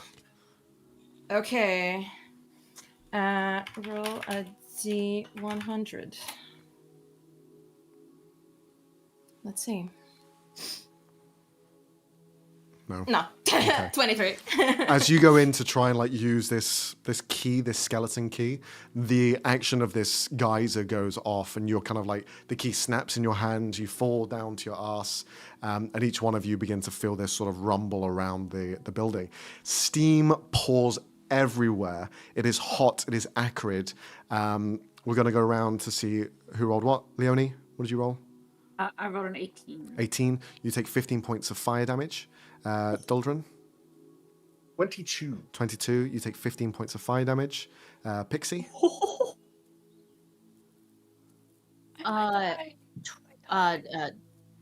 14. 14. You're going to take 15 points as well. Robert, what was your dex save? My dex was it a saving throw? Yes, dex save. Okay, then 16. 16. Okay, you're fine. I will need you to make a con save as well, though. You got it. Just give me a moment. That's 16. Okay. So you take 15 points of fire damage as well. Inanna? 15. 15 points of fire damage for you as well. As you just feel this heat begin to surround you. The steam is like a thick fog as you just hear people beginning to scream, move around. There are kind of images that break in and out. Doldrin, since you're the first one at this doorway, I need you to roll a perception check at disadvantage as you see something beginning to rush towards you. Okay. With disadvantage, my perception check results in a 1. A 1, okay. You see what looks like a male figure just bump into you and then just rush down. They are not as tall as you, they are a bit shorter, and you just see them push past and run out of the room. The steam is continuing to billow. Yeah. Am I able to hold on to the beverage? You kind of hold on to it as much as you can. Can you roll a acrobatics check to see how well you Sure. can hold on to the contents, since you have just like taken a full brunt of? The whole thing spills out. Oh no! It's a 3. Considering Inanna and El were right behind Uldren, were they able to spot the person? That You could left have a the room? go. Yeah, both of you can roll a perception check at disadvantage as well. 26. 26. That's not a 20. Okay. A 9. May I have him be the one who knocked over the beverage? Sure. Yeah, he So just some of it knocks got you on out. him as he left? Yeah, Understood. yeah. Cool. Alderon, you see Arcanist Alange running from there and away.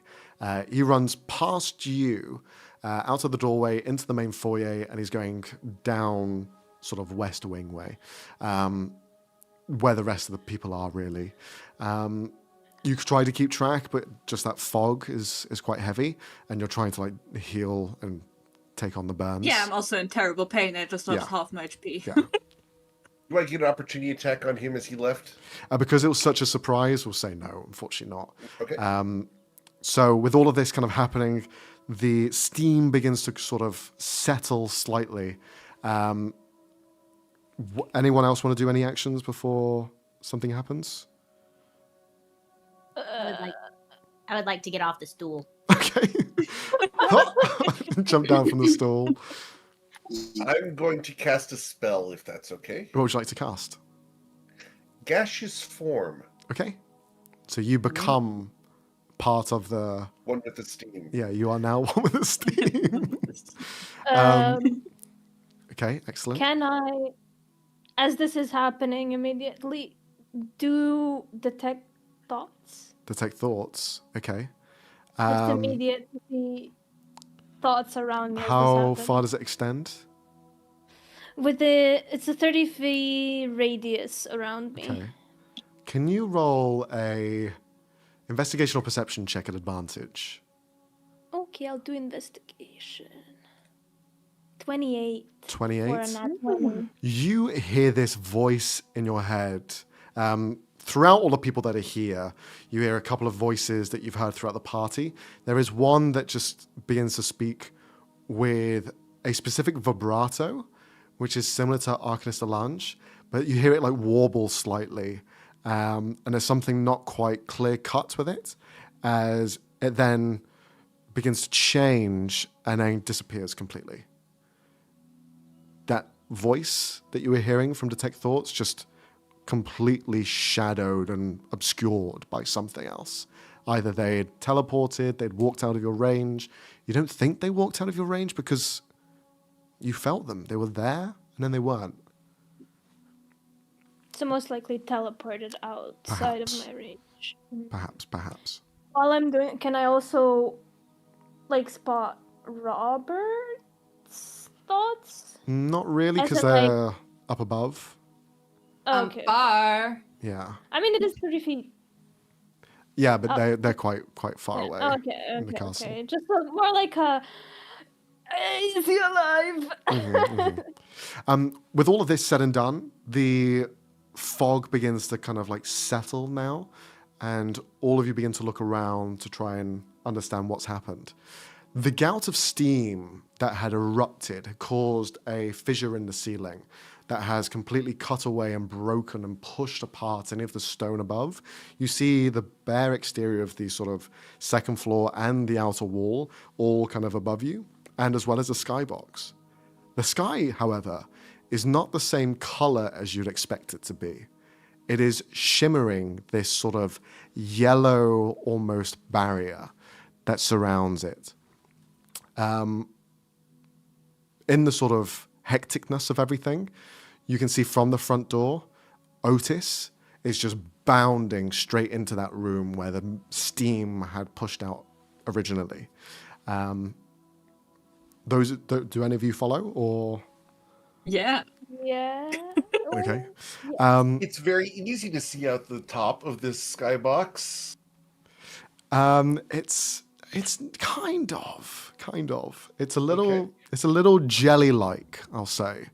Interesting. So as my gaseous form goes up there as part of the steam that's escaping, do I You get to have look some around? control over your gaseous form, no? You don't just go with the wind. You can, like, fly around. Correct. Yes. You begin to go up to it, and you see the steam does not leave the barrier, but it diminishes in size. Can you roll a Arcana check? Of course. The Arcana check results in a 16. 16? This barrier is evaporating anything that touches it, almost turning it to like dust, and it seems to be somewhat disintegrating things, including steam. Interesting. Then I am going to retract away from it Okay, good. fairly quickly. Yeah, that's a good idea. You return back, but from this sort of vantage point that you have in this gaseous form, you can see that this barrier completely covers all of the castle. Everything is surrounded within this bubble. Otis rushes through the front door that is blown off its hinges. Those of you who follow behind see the sort of display here. Half of this room is completely engulfed in flames. The other half is completely sodden and wet, as it has just been drenched in briny, salty water. Meanwhile, in the very center where the two of these clash, you see the outline of what looks like a person would have been there. The remnants of a scorch mark. You see, left idle to the side to your left, Kishar is just there, dazed and confused. Failwin, however, is nowhere within sight. As you can see, there is no Lady Brach here. She is completely gone. And as Otis rushes in, he holds a seal in his hand, this kind of bound letter. And those of you that are next to him watch as the clasp that was surrounding it just drop off, as if it's the tension in it is just fallen to the ground, and it begins to unbound in his hands. You see he has sort of a heavy disposition to himself, looking down at this sort of breakage of fire and water in the center of this room, and he just turns to everyone here, reading the scroll out.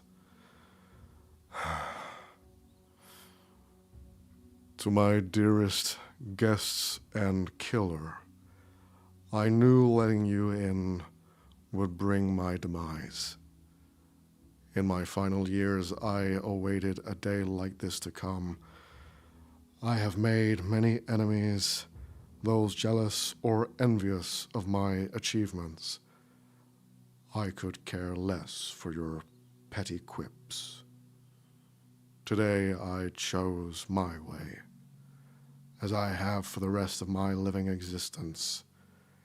In reading this letter, the enchantment to my pendant tied to my vitality has gone inert, and thus I have died.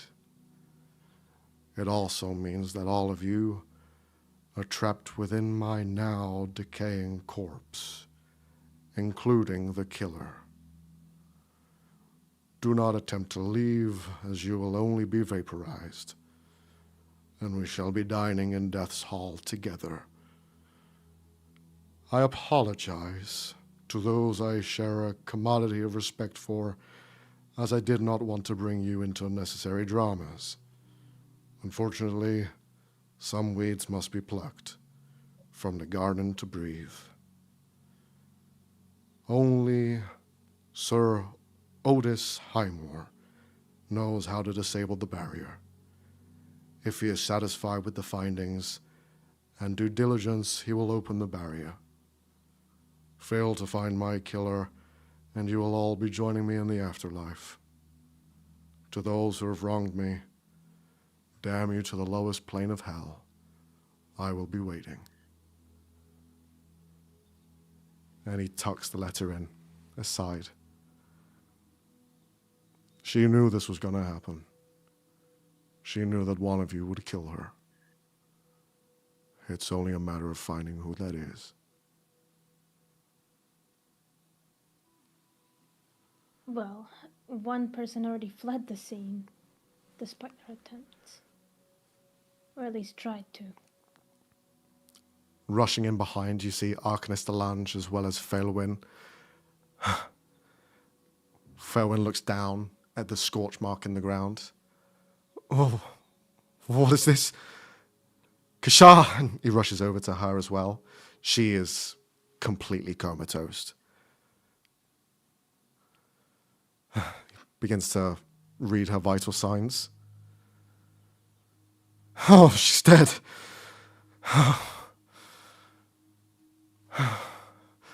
Who did this? And I was gonna turn to the Arcanist, You see him look it towards you. raise a brow. What do you think you're doing? I'm gonna do message Mm-hmm. to him, just so it's not said out loud yet. You teleported, didn't you? Why not bring her with you? You have 5 seconds before I let everyone else know. You see he turns around. This lawyer is trying to implicate me, saying that I have done this, that I have killed Lady Brach. That is far from the truth. Do not whisper into my head. Speak the truth out loud. I will not stand and listen to your whispers. I was merely trying to let you save face. I felt you teleport out. Or Why not gaining an bring- ally by having my confidence. I have nothing to gain from her death. Nor do I. Then explain. I do not You know were what you in want me there. to explain. No, I was not. I was You not. were in the room. You ran right past us after the explosion. Or the whatever. What? No, I wasn't. I saw you, don't lie. You see the Triton beginning to walk through. I'll be honest, no. He was with me. I spoke with him the entire night. I was not there, nor was he. So you got the wrong man. Either that or someone's trying to pull the wool over your eyes.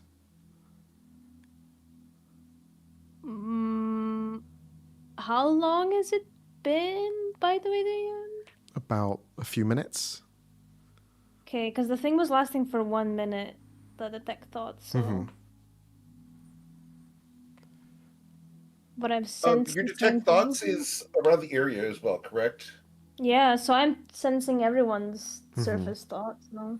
I'm sure there's going to be at least 2 people in this area who are confident in who they are.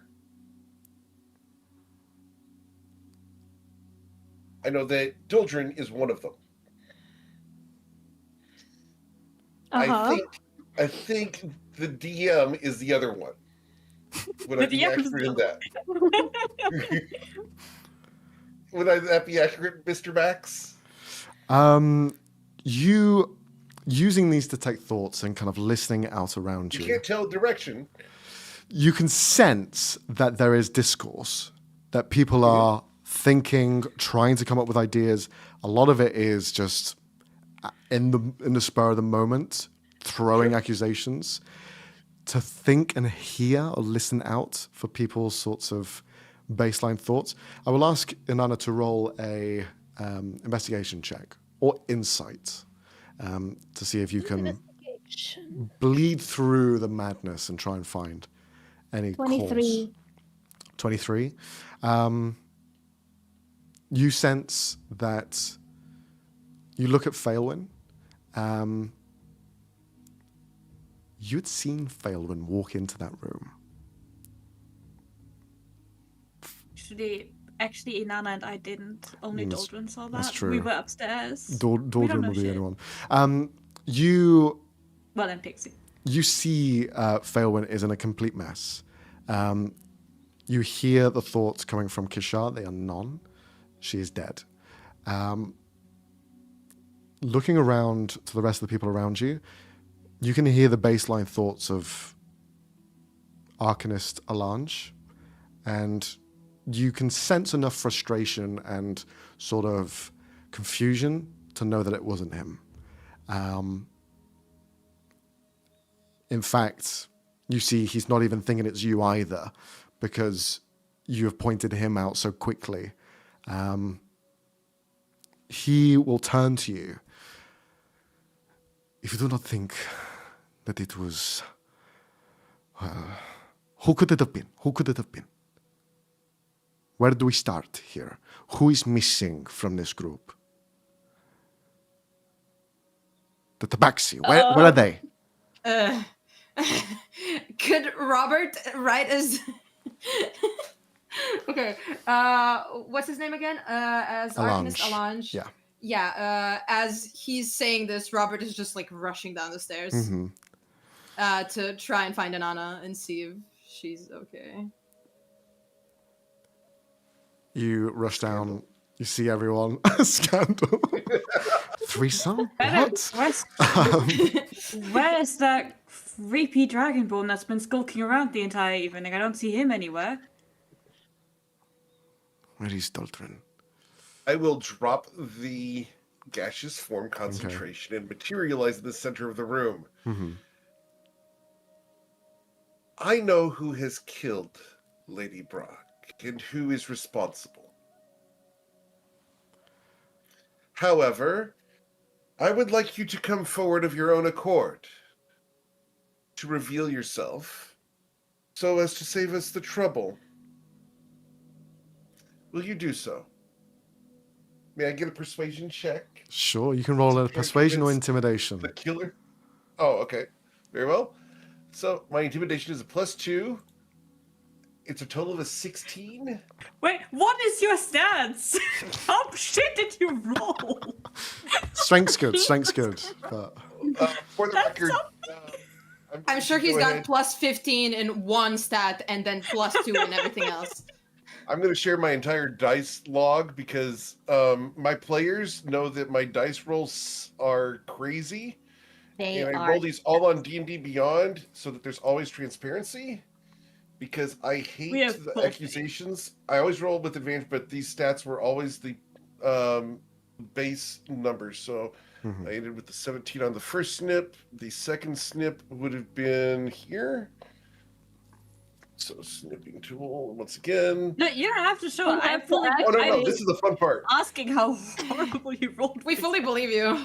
No, I know. I just on Sunday I rolled 20 critical strikes against my players. Okay. He enjoys proving it. He really does. I love the transparency. It's important to me.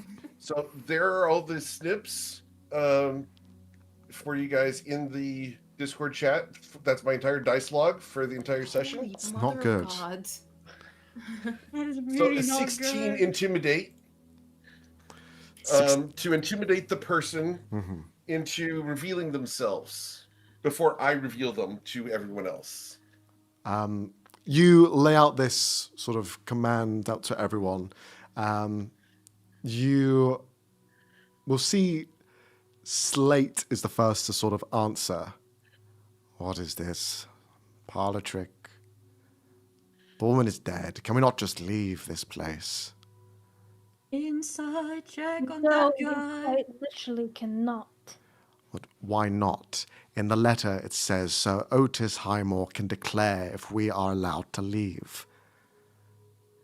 If Sir he's Otis not Highmore will not declare us free to leave until the killer is exposed. That is right. I will not. Why in such a hurry then? Not a hurry. We'll be here for a long time because no one is going to admit to killing someone, are they? Well, you're shapeshifter, right? I saw the Arcanist, but if it's not him, then it's someone that looked like him. So you're not an unlikely suspect. I was with them the entire time. You can ask them. And he gestures over to the Octis twins.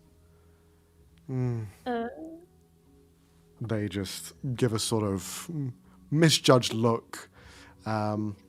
Plora will just say, "You were there, but I honestly didn't really care for you, and when all the steam happened, I pretty much forgot you existed. But I was with you, having a conversation. Did you not pay attention to me at all?" Milner, the sister, "Not really. You were very boring and just talked about yourself constantly, and your little problems with your brother. Disgusting. This isn't the time and place for that. Go on. Just run into the barrier and die." Oh, Robert aside a little bit while they're talking about their family problems. Okay, I know you. Did you find something? Because if you didn't, you look very suspicious right now. Okay, and he's gonna grab Inanna by the shoulders, fully dropping the bullshit act. He's gonna be like, "Inanna, I'm so glad you're fucking okay. Look!" And he's gonna pull her away and try to find a different room or Sure. anywhere they could hide. Try to do this stealthily, Okay. of course. I was gonna like stop him, but we're gonna look fucking suspicious as Where did you fuck, think though. you are going? No one Nobody's gonna know we're leaves. gone. Nobody's gonna know we're gone. Trust me, bro. Face bombing. Right, yeah, no, none of us are Do they going know to we're notice. leaving?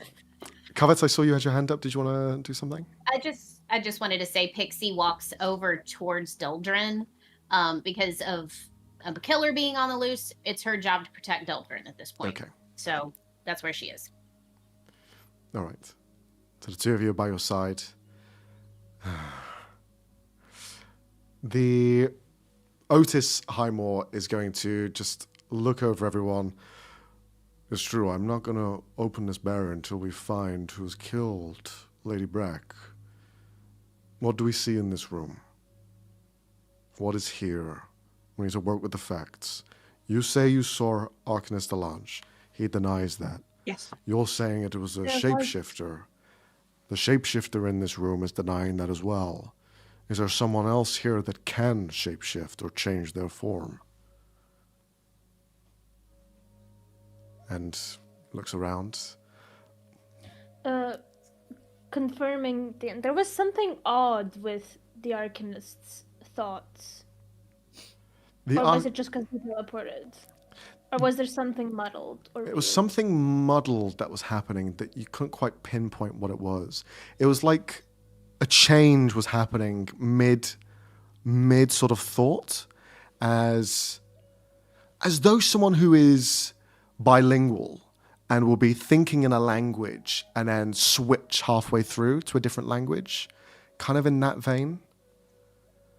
I'm then gonna keep an eye out on the Arcanist the entire time. I'm watching for the switch in behavior, like in body language specifically, while the rest of the people are talking. But yeah. Whilst this is all happening, should we have a quick break? Should we have a quick 5 minutes breaks? Yes. You like. Since some people might need a wee, so I'm just thinking. I'm gonna piss myself, bro. There's stuff. Okay, well, we're back in 5 minutes. See you then. Fucking hell. Max, press the I'm button. trying. Thank you. And welcome back. So we've come back from our break. The party are currently trying to find out who has killed Lady Brach. So some points of note here for the case apparent here in the moment. Kishar is dead. She lays resting on the left-hand side. There is a trail of dampness where her body has flung from the center where this scorched body mark is. It seems that she was involved in whatever source of energy that caused this rift to appear. You can also notice two elements of a canister that has been split apart. It is the same sort of manufacturing design that is the pocket planes, where they control both the water plane and an element of the fire plane, creating the steam power for all of these sentinels. This one is currently here, broken apart in two, and has caused this perhaps rift to tear through. It would take some strength doing so, or at least someone who knows how to use the item to cause this effect to happen. They can be temperamental, they can be unstable. It very depends on how this cylinder was left. The scorch mark of Lady Brach's body, no body there to be seen. It is just the sort of echo, like a photograph left behind after a nuclear disaster. You can see as well in the room, there are 3 sets of footprints. One seems to pertain to Kishar, another seems to pertain to Lady Brach's, and a third seems to pertain to this mystery figure that has been said to be Alange. Apart from that, there's not much else in this room. Any questions or things you guys wish to do in this moment? Say that again, Eric? Where is Phelan? Phelan, he is currently down by Kishar. He is, at this point, just sat, resting his back against the wall, which is soaked with water, and he's just looking at her body as it's just laying there, just a bit startled. I would like to ensure that she is actually dead. Sure, can you roll a medicine check? Of course. As I will go over and simply tow the body. And she looks dead. It's a 2. She's dead. Yeah, she's dead. You read the vital signs, nothing, no breath. She is, yeah. I don't. I have a medicine check of 2. I towed the body with the toe of my boot. What's the one? One kick. John, like, detective, look at this pool of blood. Ah, gross. Anyways. Yeah, someone clean this up. I'm about ready to snap for Pixie. Is there any wounds on her body, or is it just like Roll a medicine check. was it blunt trauma? Okay. Doldrin's going to simply point, she's dead. It's enough of a wound. I feel like half the room just turns with like, okay, come on, guys. I feel like we could tell. 19. 19. You look around, you see the back of the head. Looks to have sustained some damage, probably from the blowback. But you can actually see her head raised after the fact. And there is a damp patch in 2 areas. One where her head is currently resting, and one where her head probably was, but she had lifted up and settled back down. You see no other wounds on her, except for like some burns on her skin from the steam itself. But no cuts, no bruises, nothing like that. As if she was alive for a little bit after falling and then... Potentially, yeah. Do I sense magic on her? How would you do that? Good fucking question do I have? Oh, I do have detect magic. Okay. Do you wish to cast Detect Magic? Yes, as a precautionary measure. I feel like I'm gonna get flashbanged by the amount of Conjuration. people with magic. Well, the biggest thing you see is the conjuration magic that's just oozing from this spot. It is clear that there was a planar rift that had broken free here and had caused this singularity where the 2 planes should never meet. They only border each other, creating that vent of steam that perpetually propels. But with them 2 colliding, they just fell into each other and caused this almost inverted explosion. It just seemingly went in, but the pressure of the steam had to go somewhere. And it just spread it outwards, which probably caused Lady Brach to either A, be eviscerated in point, B, teleported to a plane where she would die instantly, or C, just, dispersed into mist. So, yeah. She's dead either way. She's Yeah, dead. yeah. Cool. She's dead. Yeah, she's dead. Like, yeah, we gathered. You said there were footprints, right? Mm-hmm, yeah. Is there anything notable about that third set of... Roll a investigation check. But is there any magic on her? No. No magic. Okay, so she's not like feigning death or anything like that. 19. 19. 19, you begin to look at the steps themselves. They don't seem to change. However, there is an impression that is different between one set. Almost as though the feet that fill the shoe had to morph and change to perhaps go for a specific look. The shoe itself is quite big, but it's just where the cadence of the walk goes. It kind of like stops midway, doesn't extend all the way to the toe, and sometimes does. It's almost like 3 people have walked within these shoes. Go on, Pixie. Just a quick question, GM. Mhm. Would a fish be considered a beast? Yes. Yes. Why are you asking that? Oh, no. Because Pixie would do this 100%. She would walk over to the bar where the goldfish is still sitting. And she would actually cast Speak with Animals. And she is going to look at this fish kind of up because then she realizes, oh snap, this isn't going to work. So she like struggles to get on top of this stool, throwing a leg over, totally unladylike. But she gets up there and she looks at the fish dead in the eyeballs and says, "What do you know about the killer? Did you see the killer run?" Huh? Killer. Dude ran off that way. Did you see anything? Huh? Killer. You know, person who unalives somebody. That's kind of what a killer is. Miss, I'm a little drunk. I knew he left you in that gin too long. Holy smoke. Killer? I saw someone run from the steam. Ooh. Who? Do you remember? Did they have anything that just kind of stood out? Make them distinct. He was big, then he was small. Oh, that's interesting. Is it? So, so he was big and then he was small. So did you actually see him change, or was it two different people? Yeah, he seemed to change.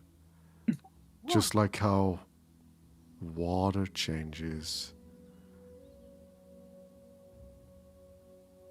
That's deep, man. That's really awesome. Okay. Liquid goes to solid, solid goes to liquid, liquid goes to gas.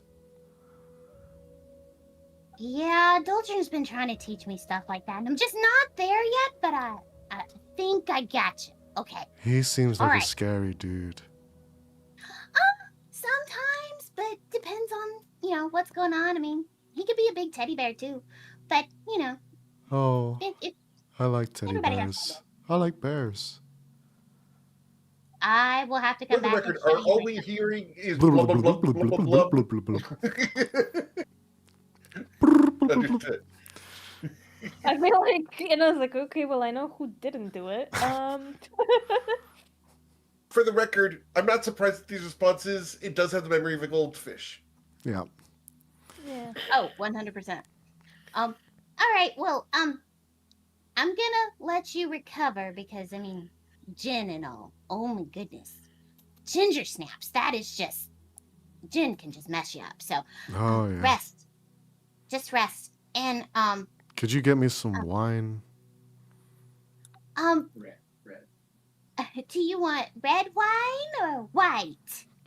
Rosé. Oh. I'm gonna have to get somebody to get it because as she looks around, the only ones that she can see are like way too high for her to get. And so she's gonna be like, I'll get somebody to get it for you. How about that? Thanks. And Thanks. Thank you. she just I just want to hops forget. down. I just want to forget What? Forget what? everything. Oh, drinking is not the way to do it. Drinking's not the way to do it. Trust me. Oh, there's better ways. Have you thought of therapy? Kelvin thinks he's my therapist.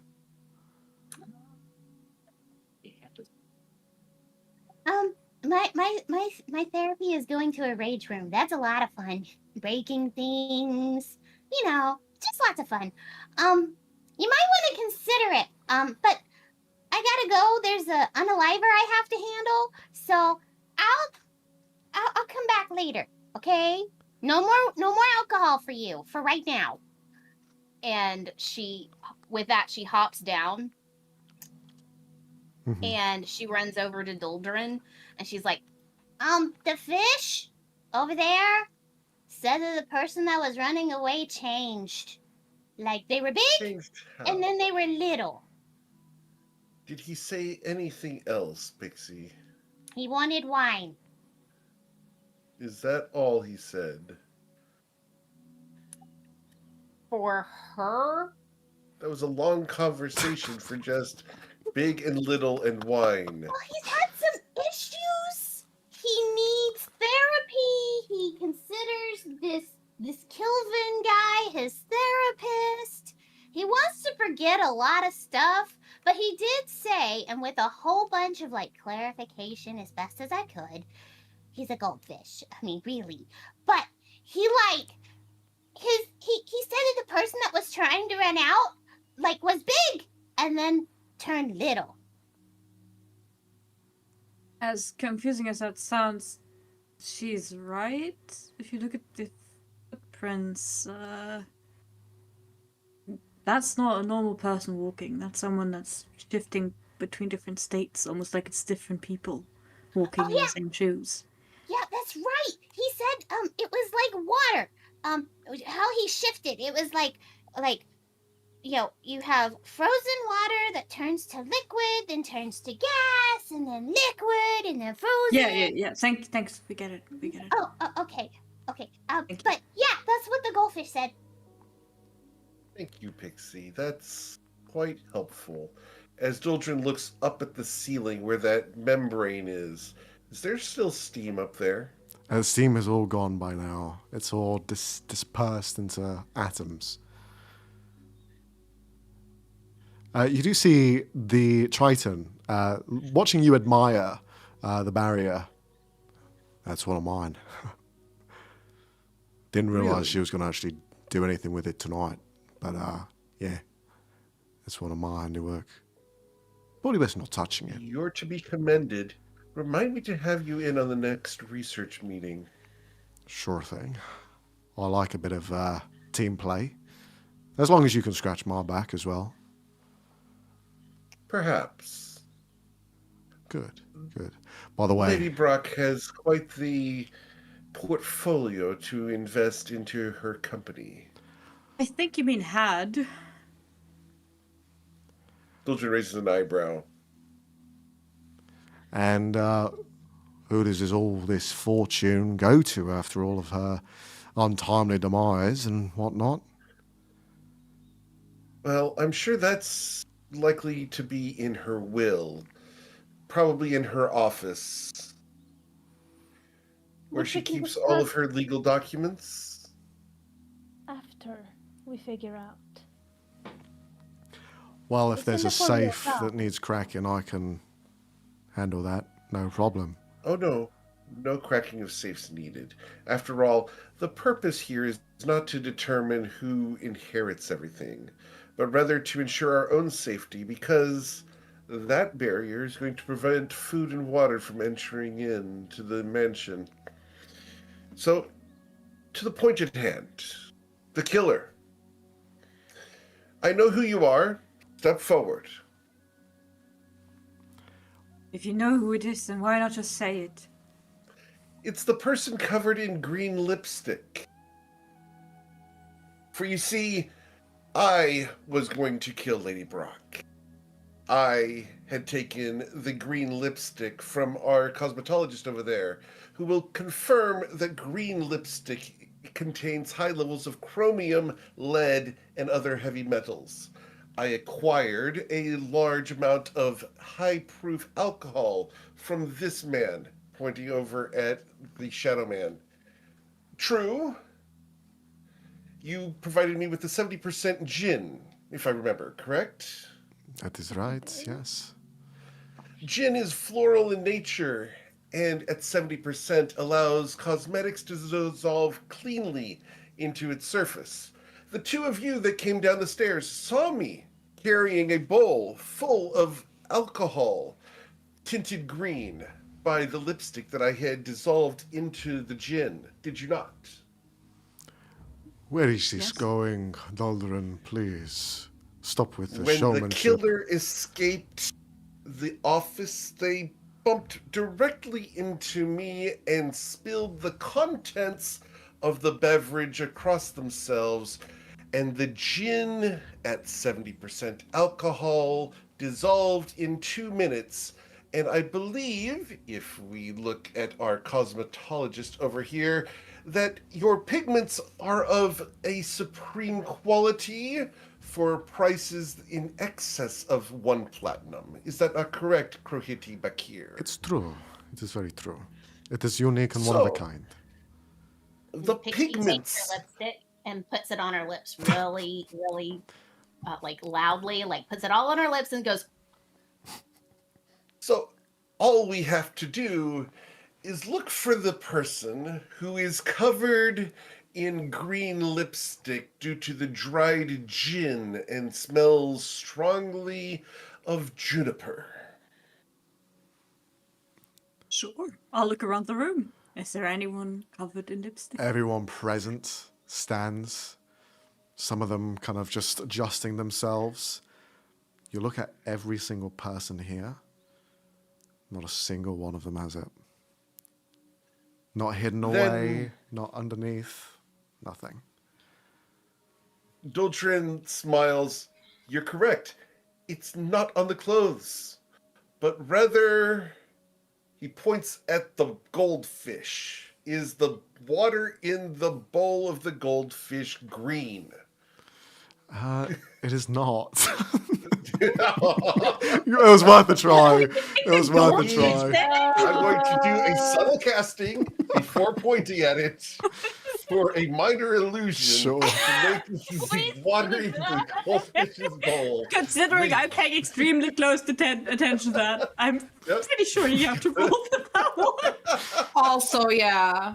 Yeah. I'm looking so intensely at you. Dodger- Roll a sleight of hand check. Dodger flings their hand forward, accusing the perpetrator. Goldfish! The goldfish. Everyone, some people next to the goldfish just turn around. It just goes green.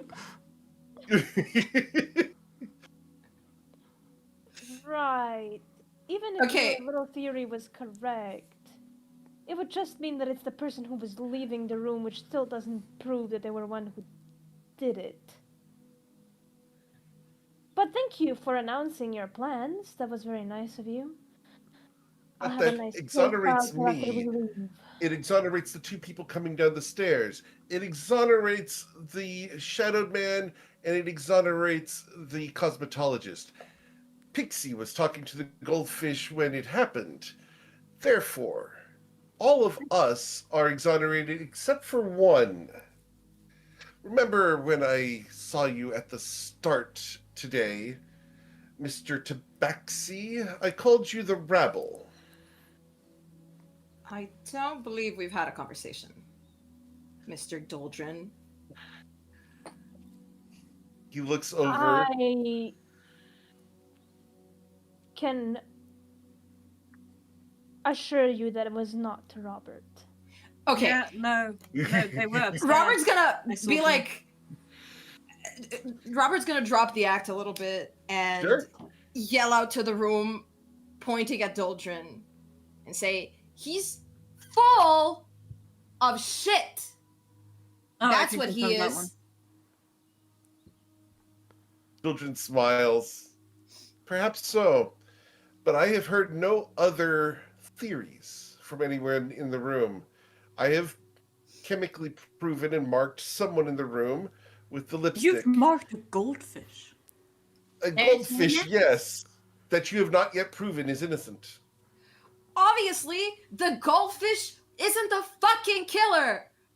Everybody can see that your theory is wrong. In which And And like you the have been tells the me- one spreading baseless rumors the You entire night. all exactly, You it tells want me that credit. you're trying to get suspicion off of yourself. says somebody who protests way too much. I'm just saying. through all of this sort of build-up of tension in this room, you hear this heavy inhale come from the lounge where Lady Brach was murdered, as you see rising up from the dead, Kishar, as she just begins to breathe heavily. You see Felwyn looking her over. What's happening? You were dead. What does this mean? As she just seems to be back to herself, but completely sort of in and out of consciousness. Inanna, can you roll an Arcana check? Yeah, I'll also do a healing word because what the fuck? 16. 16. You look towards her. You see the sort of injuries that she has sustained, which aren't any. The death that had held her for an hour has faded because you had thought it before, but unfortunately, detect magic does not see faint death. I knew it was faint death. Sorry. Faint death was cast on her by someone, and you see she looks up at Phaelwyn. Why did you do it? Why? And you see he's just in disbelief. I didn't do anything. You killed her. You tore apart a pocket plane cylinder and you killed her. I didn't, I swear. It wasn't me. At that point, I'd like to use my item and activate detect thoughts. Sure. You I just focus on the two of them. the base thoughts that you hear from them, Phaelwyn is in disbelief, but you see that Kishar is almost adamant that it's him. There is almost a disbelief, not wanting to know that's the truth, but she can't deny what she saw. But yeah. There is no green on him, though. So if it was him, he didn't bump into Doldrin. Not her. She seems shocked, rattled. Yeah, she's just still... Is there green on her? No green on her, no. Do either of them smell strongly of juniper? No, they don't. But I'd like you to roll a perception check if you're trying to find the smell of juniper. May I as well? Yeah, of course you can. I don't smell it. There's way too many fancy perfumes in this room. I got a 6. I have 12 plus 3, so 15. 15. You begin to sniff the air, and looking at those like footsteps that come in and out that have been pointed at before for having different sizes, and thinking back to the goldfish and what they said, there's something in the corner of the room that's just grabbing your attention. Maybe it's the smell, maybe it's just because that's where Mr. Bone Marrow is, and you're just kind of looking at him again with that sort of indent in his chest, and you're just looking over.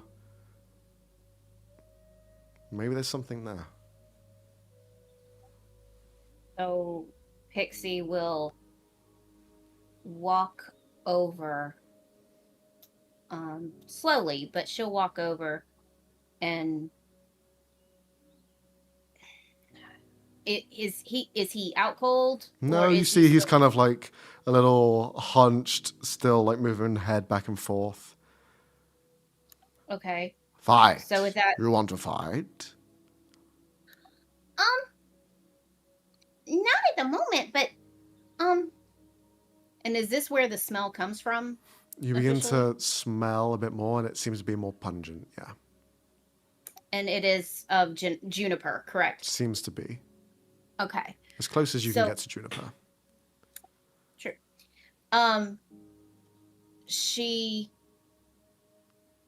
She's like, so what you drinking there? Wow! Victory! Is it looks. What is it? Is it gin? No, I have no drink. I'm just enjoying the moment. is there any green on him at all? You look at Bow Marrow, just a sentinel. See the crack in his chest. He was placed there to kind of get out of the way of the party. He has nudged forward slightly from his standing position before. As well, you can notice there are footsteps leading to it around the back. Maybe. Are you comfortable? Maybe I could help you sit up just a little bit more, so you're not so slouched. Okay! And he just kind of follows your lead. And as he goes to sit forward just a little bit more, she looks behind him. Mm-hmm. the Looking ground. behind, you can see the casing around his body. You can see the power system in his neck. But the back is almost like sort of carapace design. You can kind of pull it open to get into the gears and to try and mess around and fix anything that may need fixing. But it's all kind of well tightly closed, and he's just kind of like standing there. Could she tell? Like, can I kind of check it out, make sure I didn't do too much damage or anything?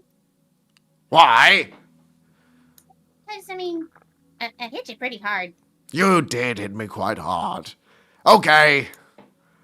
Okay, awesome. So she goes and to open the panel to see if anything's missing or crushed. You begin to investigate. Can you roll a Arcana check? Let's see if you can figure out how to open it up. I swear to God, there's a tiny person inside there. I'm Oh, gonna shit. scream. It's FNAF all over again. What did you roll, Pixie? Nat 1? I rolled a 2 Oh. minus 1. Oh. So, Oh no. An unnatural one. Great. So she really can't get it open. She's like yanking because Just that is doesn't know what- where to grab. Yeah, she's just yanking. She's like, Boss, I can't get this. Yeah. You could get these open all the time, but I can't. You I see really want Slate, the owner of this sentinel, is going over. What are you doing? Stop, leave him alone. It's my sentinel. You've I know. messed him up enough. I just wanted to make sure he was okay, that's all. and she walks back over to Doldrin. What did Okay. you find, little bloodhound? Well, you know, gin and that smell, I know what gin does to you when you drink it. well, I didn't drink it. You Thank saw goodness people are still alive. me. But I followed the spell of the juniper. And, well, it went to that guy over there. Really? Yep. Maybe we should take a look. And he's going to walk over in that direction. Mhm. What is our friend Slate doing? He's just looking over the sentinel, just kind of like readjusting the jaw that was a bit broken, tapping towards the crack in the center, just shaking his head. Oh, but come on. Leave it alone. You've done enough. It should have enacted a self-repair by now, shouldn't it? Well, it's an older model. And indeed, I believe the access hatch was here? Because I remember all about this model, according to the earlier section of the session. So, do I know where the latch is to access the internals? You can see that the latch is a two-way system. It's been modified. There is a way to push it in, to twist, and also to pull it back and twist. You pull it backwards and twist it, causing the carapace to open up at the back. It's very faint sort of movement. It only shifts backwards at like a slight angle, almost like a hangar bay door, just like reclining. And you can see that there is a housing inside. You look in and begin to kind of like focus to see what's there. And you just see this canister placed against your head. I wouldn't do anything, Doldrin. Otherwise, you and I are both going to where Lady Brach is. Wait. Who is it? Always appreciated. It is not Slate. In fact, What? it is his brother, Anton, that had been mentioned as being somewhat of a worker alongside, having made bone marrow alongside both Lady Brach and Slate. He had not attended this party for some reason, but in fact was hiding within this carapace of a sentinel. As he now crawls his way out, he has reduced his size to that of a halfling to fit into its chest, and has now begun to grow up to the same height as his brother. You can see the green stain against his clothes, which were once baggy on his smaller frame, but now kind of like adjust themselves as he's now wearing a full sort of full suit piece. The green just smattered all across and down his neck as well. He has similar features to his brother, but now that sort of green stain differentiates him from him quite significantly. You see Slate look over. Brother, why are you here? Did you have something to do with her murder? Of course I did, Slate. You fucking buffoon. Holds the canister out. Doldrin, stay close. Of course. Is that one of those special ones that we've been developing for some time? It's one that I've been modifying as time's gone on. Your little bitch of a boss had decided to steal all of our little works and our schematics and choose to make a life of her own off our own hard work. I was not going to take it any longer, nor would I be bullied by someone like you. So, I did the deed. I killed Lady Brach. Whilst Doldrin is laughing, Inanna, Can I try to cast Hold Person on him? you can try to. Yeah, and I'm at the same time gonna use Unsettling Words. So that'll be a minus D8 to his saving throw. Okay. Nice. What's the save? Intelligence or wisdom? It's a Wisdom saving throw. Minus a D8. You see, he has Doldrin almost like clasped around the shoulder as he's just kind of like leaning in against his head, holding this device in hand. As soon as you cast the spell on him, you just hear this click sound, and he freezes in place. He is held. There's a verbal component to this, correct? To the spell itself? Yes. I believe so. Yeah, I mean, if there wasn't, the Unsettling Words Yeah. are probably heard. So. Thank you. You deserve a reward. I would like to reach over and take the device out of his hand. Can you roll an Arcana check? Sure. You're not. Negative gonna 1. go I got an sort of 11. free, 11? Okay. but as Inanna stops him. Well, at least we know who it is now. If someone could please put some sort of manacles on this man, thank you. Doldrin, you pry the cylinder from his hands. You just hear this sort of wait from Arcanist Alange as the click that was mentioned before is a dead man switch. And you pull it enough away from his hand before the weight comes, and you just feel this buildup of energy, and it just opens a rift. Just this huge expanse of blue and red. It is magic. Could I dispel magic it before it closes up? You can try. Roll a spellcasting ability check then, if you want to try and interrupt it. Can I, the second the guy yells stop, grab Robert and Pixie and try and drag them in the other room? You can try to. Actually, I'll give Pixie myself would a fight. magic inspiration. Pixie would fight you trying to grab her, and she would try to shake you off of her and go and protect Doldrin, because that's What her the fuck job. is a D8? Okay. Okay, then he's just trying to grab Robert, I guess. Okay. Cursing and grabbing Robert instead. This rift appears. Unfortunately, not enough. You see the combination of both of these beads of bright blue light and bright red white light just focus into each other like they go into a helix crystal and then just shift outwards. Pixie, you rush over to Doldrin to try and grab them in time. Can you make an athletics or acrobatics check? Doldrin, can you roll a dexterity saving throw? Algernon, can you roll an athletics or acrobatics check as you're trying to grab Robert? Inanna, are you going to try and dodge out of the way, or are you going to try and do something else with your magic? Yeah, I'm dodging out of the fucking way. Okay. I don't think I can do anything else. Considering how shit my dexterity is, I actually managed to roll fairly well. I rolled a 17. 17? Okay. I rolled a 15. 15? Okay, 15. Doldrin, what was your dex? 7. 7, okay. You reach up to grab this device. You feel swooped in as your arm is embedded, and you see it just twist and turn within this vortex.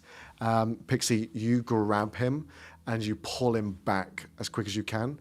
Doldrin, your arm doesn't get crushed or sort of destroyed, but the scales begin to shift and twine in different colors, and you kind of pull back as Pixie drags you away from it. Algernon, you jump in to grab Robert, pull them back away from this rift of energy that's shooting up. Inanna, what were you doing again?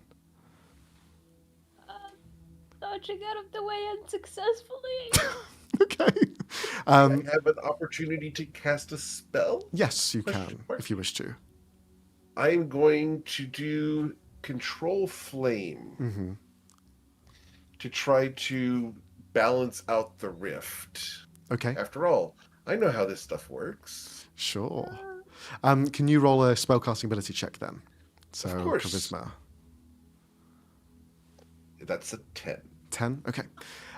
You fling in your ability to manipulate flame, and as you hold onto it, it's almost like lassoing a horse that is beginning to buck.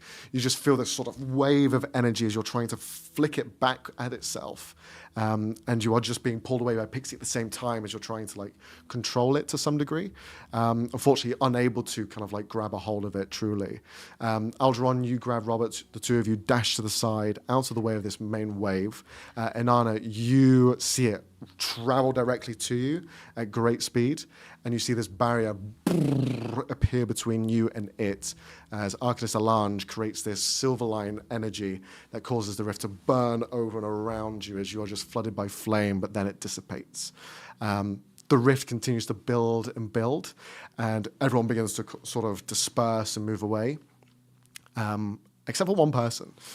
You see one person begin to step forward as the Triton that was there before. You see it just begins to walk up to it, reaches out with both hands to the fabrics of this distortion and energy, and you see him almost begin to capture it and pull it into one spot, as if he's holding this wellspring of heavy pointed gravity, and then he holds it like a condensed ball, and you see him just disperse it into ash and flake out of his hands.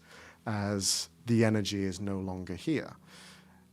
In the wake of the destruction, you had seen not Slate, but his brother, who was in that frozen whole person state, unable to escape as the detonation went off and he went into the rift, dispersing and probably being destroyed in the outcome. But now the rift is gone.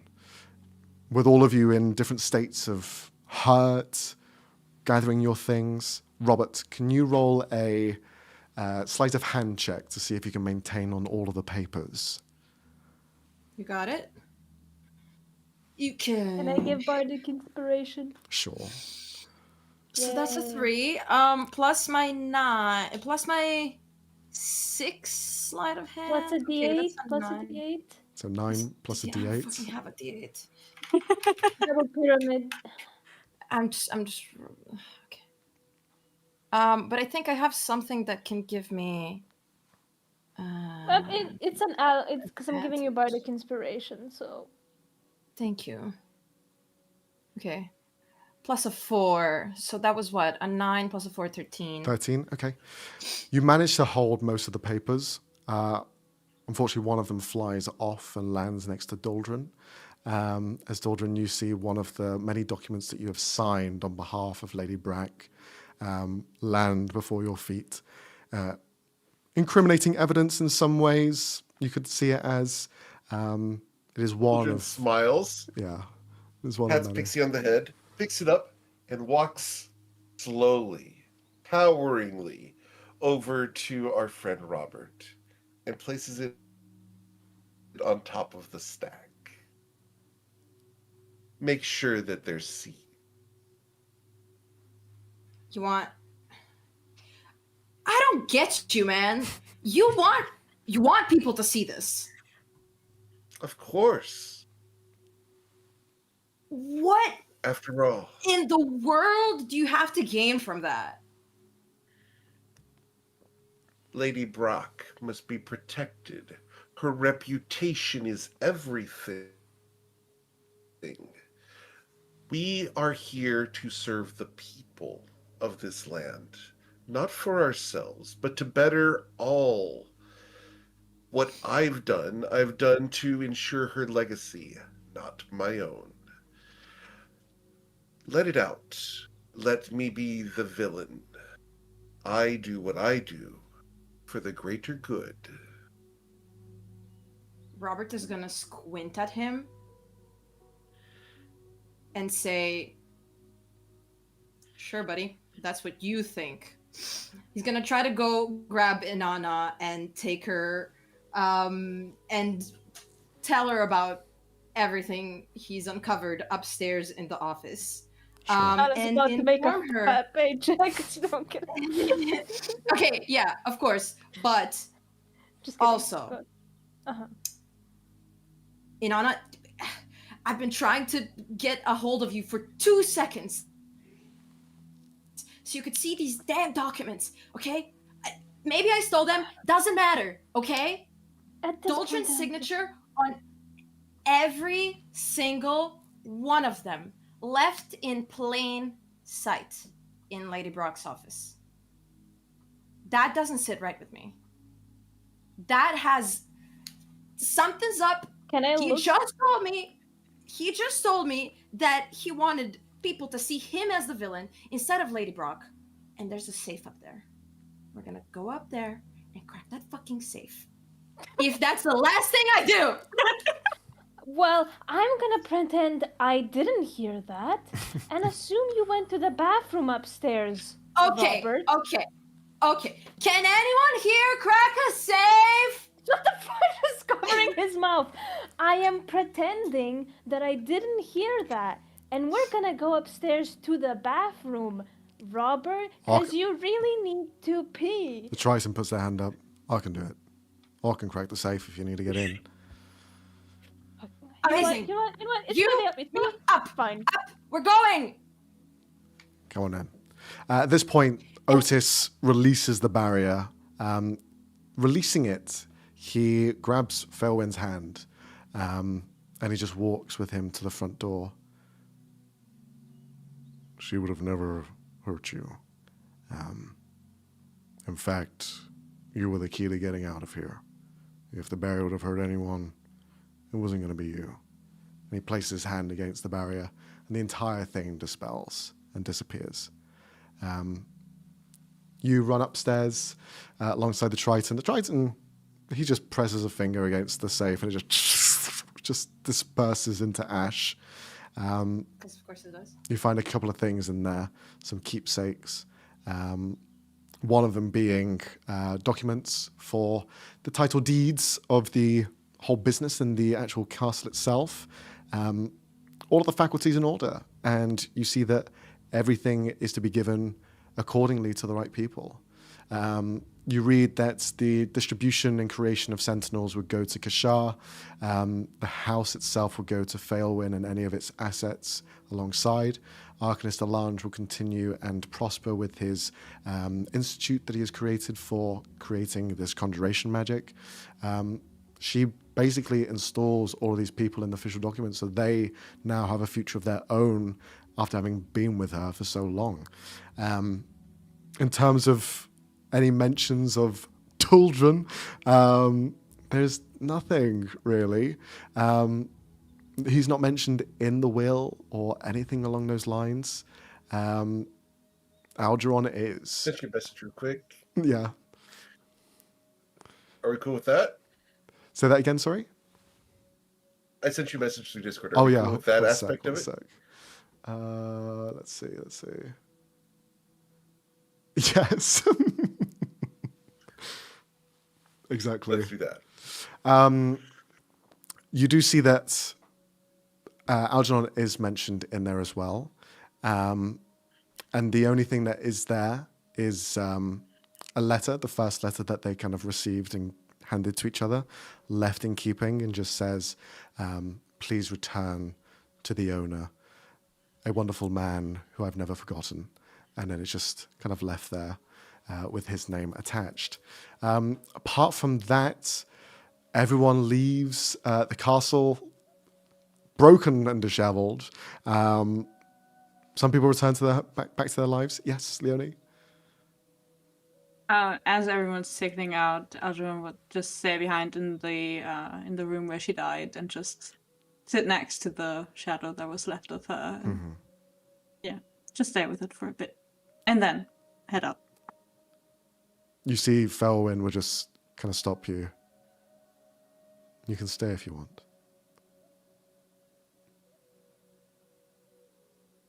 No, it's all right. As much as it seems unlikely, I think this country still needs me, so... But I'll be around. Well, even though we might not be related, I did see you as somewhat of a father figure. So it would be nice if maybe I came to visit you, or you came to visit me more often, now that we don't have Eliza anymore. Would be nice. Yeah. Yeah, I'll try and come around more often. And here's the letter. Oh. Thank you. Yeah, and he just takes it and just sort of awkwardly pats Felwyn on the shoulder, and it's just like, For "You'll what do it's great, by the way." for what It's it's her worth, legacy. she never spoke about anyone else except you.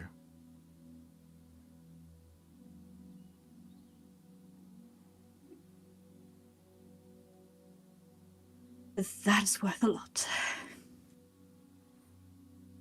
I'll see you soon. That's worth a lot.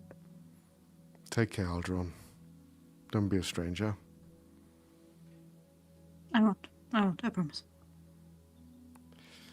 Yeah, let me know if you need any help or anything. Oh. Alright, now it's getting weird. Yeah, You'll do Elizabeth. fine. You'll do fine. Thanks. Yeah. As we come to the end of this sort of romp, what we'll do is we're going to have a little moment with each of your characters for you to describe what happens in the coming days with them. would anyone like to go first in the following events of this, what has transpired here? The people wanting to sue? Yeah, probably. Yeah, makes sense. Yeah. I feel like Kanan would immediately, before even getting home, do a sending to her father, asking for him and the family to dig up any information on a certain Doldrin shadow scar and Lady Brach, Eliza, as her family deals with kind of presenting the small guy, the people, and she is sniffing out a case here, and will invite Robert, quote unquote Robert, to work alongside the case if he is willing. Robert will, of course, share the documents for the purposes of this case, but will make a very feisty news report in the local paper or whatever they have here,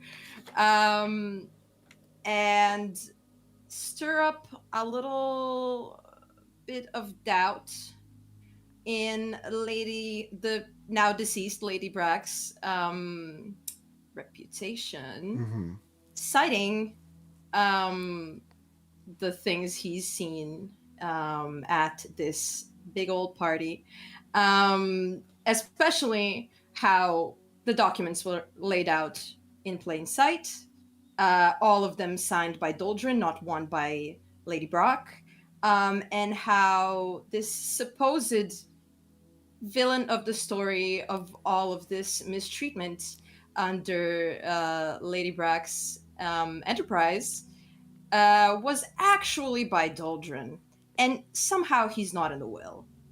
Question mark, question mark, question mark. He would write that in the news, of course. Okay. With the 3 question marks. Yeah, obviously. Exclamation mark? Question mark. Exclamation point. Signed by reporter Whirlwind. Okay. Then we'll move on to the accused. Eric, what happens with... No accusation. Go to someone else. No. Because we have covered the other 3 members of this, somewhere far away, perhaps still in Zunai, perhaps somewhere else, there's a tavern, smoky and isolated, up in the mountains, surrounded by pine trees and juniper, where Doldrin Shadowscar and Pixie Shtick are at a bar. Pixie on her stool, Doldrin behind the counter, opening a very pretty bottle of gin. With a big smile, he pours her a tumbler with a small slice of lime. And that, Pixie, is how you save a city from a bad reputation. Noted, boss. Noted. And she raises her tumbler to cheers. Okay. The 2 of you cheers in isolation, hidden away from all of the drama, but taking the fall for a lot of what Lady Brach had done. Saving her reputation for the most part, as well as every asset that was tied to her name, including the ones that were taken by Felwyn after the fact. A noble deed with a hint of, well, not regret, but there's a slight heroism there. We'll move on to Leonie. I mean, yeah, Al visits. Like, he attends the funeral, for one. Helps arrange it even. Using his family's ill-begotten funds for it, because fuck you guys. I think he publicly distances himself from all that bullshit. He just takes it as a wake-up call and goes, nope, I'm no longer pretending to be this normal guy. My family can go fuck themselves. And he's just gonna be doing his work outwardly from now. Yeah. Yay. Okay. Well, with all of that, with the death of Lady Brach mentioned, a funeral had some of you attend, some of you are very absent and missing. And the story continues as Felwyn takes over the family business, running it as if it were his own blood, and tries to live on in her memory as best as he can. But that is where today's story will end, and that is the end of our one-shot. Hopefully you guys enjoyed. It was a bit of a different one with a murder mystery, a lot of RP involved. Trying to cut it into 3 hours. Tricky, but we got there. A little bit over. Yep, but it's fun. awesome. Is there anything you guys wish to plug before we end today? Other than the fact that our friend Robert never did find the life insurance policy on Lady Brach that Doldrin Shadowscar kept, and now has cashed it out on. Motherfucker! So, Wow. other than that, I'm GMEric. I'm a full-time professional GM. Come check us out over at GMEric.com. We do 8 streams per week. We've got a YouTube channel where we've got all the archives of 6 years of sessions. Go check that out. If you want to binge watch a ton of D&D, I think we've got about 3,000 episodes on there, so go check that out. We also have a series of 400 GM tips on how to be a better GM. Go check that out as well on there. And we got tons of stuff coming up over at gmeric.com, so go check us out. I'm also here on Twitch and on YouTube at The Game Master Eric. Go check us out. We'd love to see you guys there. Awesome. And thank you for joining us as well. Thank you for joining us. It's been fun having you. And I hope, especially for you, Eric, having time as a player, because I know that can be quite a rare thing. It's always fun. So yeah, glad you all enjoyed. What about for you guys? Thanks for leaning into the fact that I wanted to be Lady Brach's fixer. Oh yeah, why not? Especially with her sort of dealings, it made perfect sense for the story. Do you guys wish to do any announcements or anything? I don't know if you guys want to plug anything. Stell, Roby, Art. Art, Instagram, Astro Roby, yes. Yes, That. also I have commissions art, open if you want Instagram. cool art. That's it. Wait, wrong side. Fuck. Yeah. Whoa. Wait, Whoa. no. Cool art is hilarious. Also, art Instagram at Stell or Nope. yeah. That's it. Awesome. Well, thank you everyone for watching. Shout out to Leonie, you're great. Leonie, amazing. I love you. Covett, amazing. Pixie, amazing character. Love the voice. Thank you. Um, Thank you. The voice was amazing. it was great. Loved that. I But love yeah, the other two too. thank you very much everyone for Please watching. don't the goldfish. The goldfish. For fuck's sake. I'm not dealing with a fucking goldfish again. Fucking goldfish. I love that you went for the goldfish as a culprit. I was like, yes, it was the fucking goldfish. Fuck. It's fun. I've witnessed two hold that. murders now. She will always be the one to do something completely off the wall, and it is so much fun. Perfect. Just what we want. Oh. But there we are. Thank you very much for watching. We'll be back to our regular schedules. Friday, Sunday, Tuesday. We stream once a week on those dates. Sometimes we stream all 3 days. Really depends. Follow us on social media so you know when we're streaming, because it can be a bit hit and miss. But everything's on YouTube nonetheless at RxP. And thank you very much for watching and watching this collab. See you all soon. Thank you. Bye-bye. Bye-bye. Everybody be safe.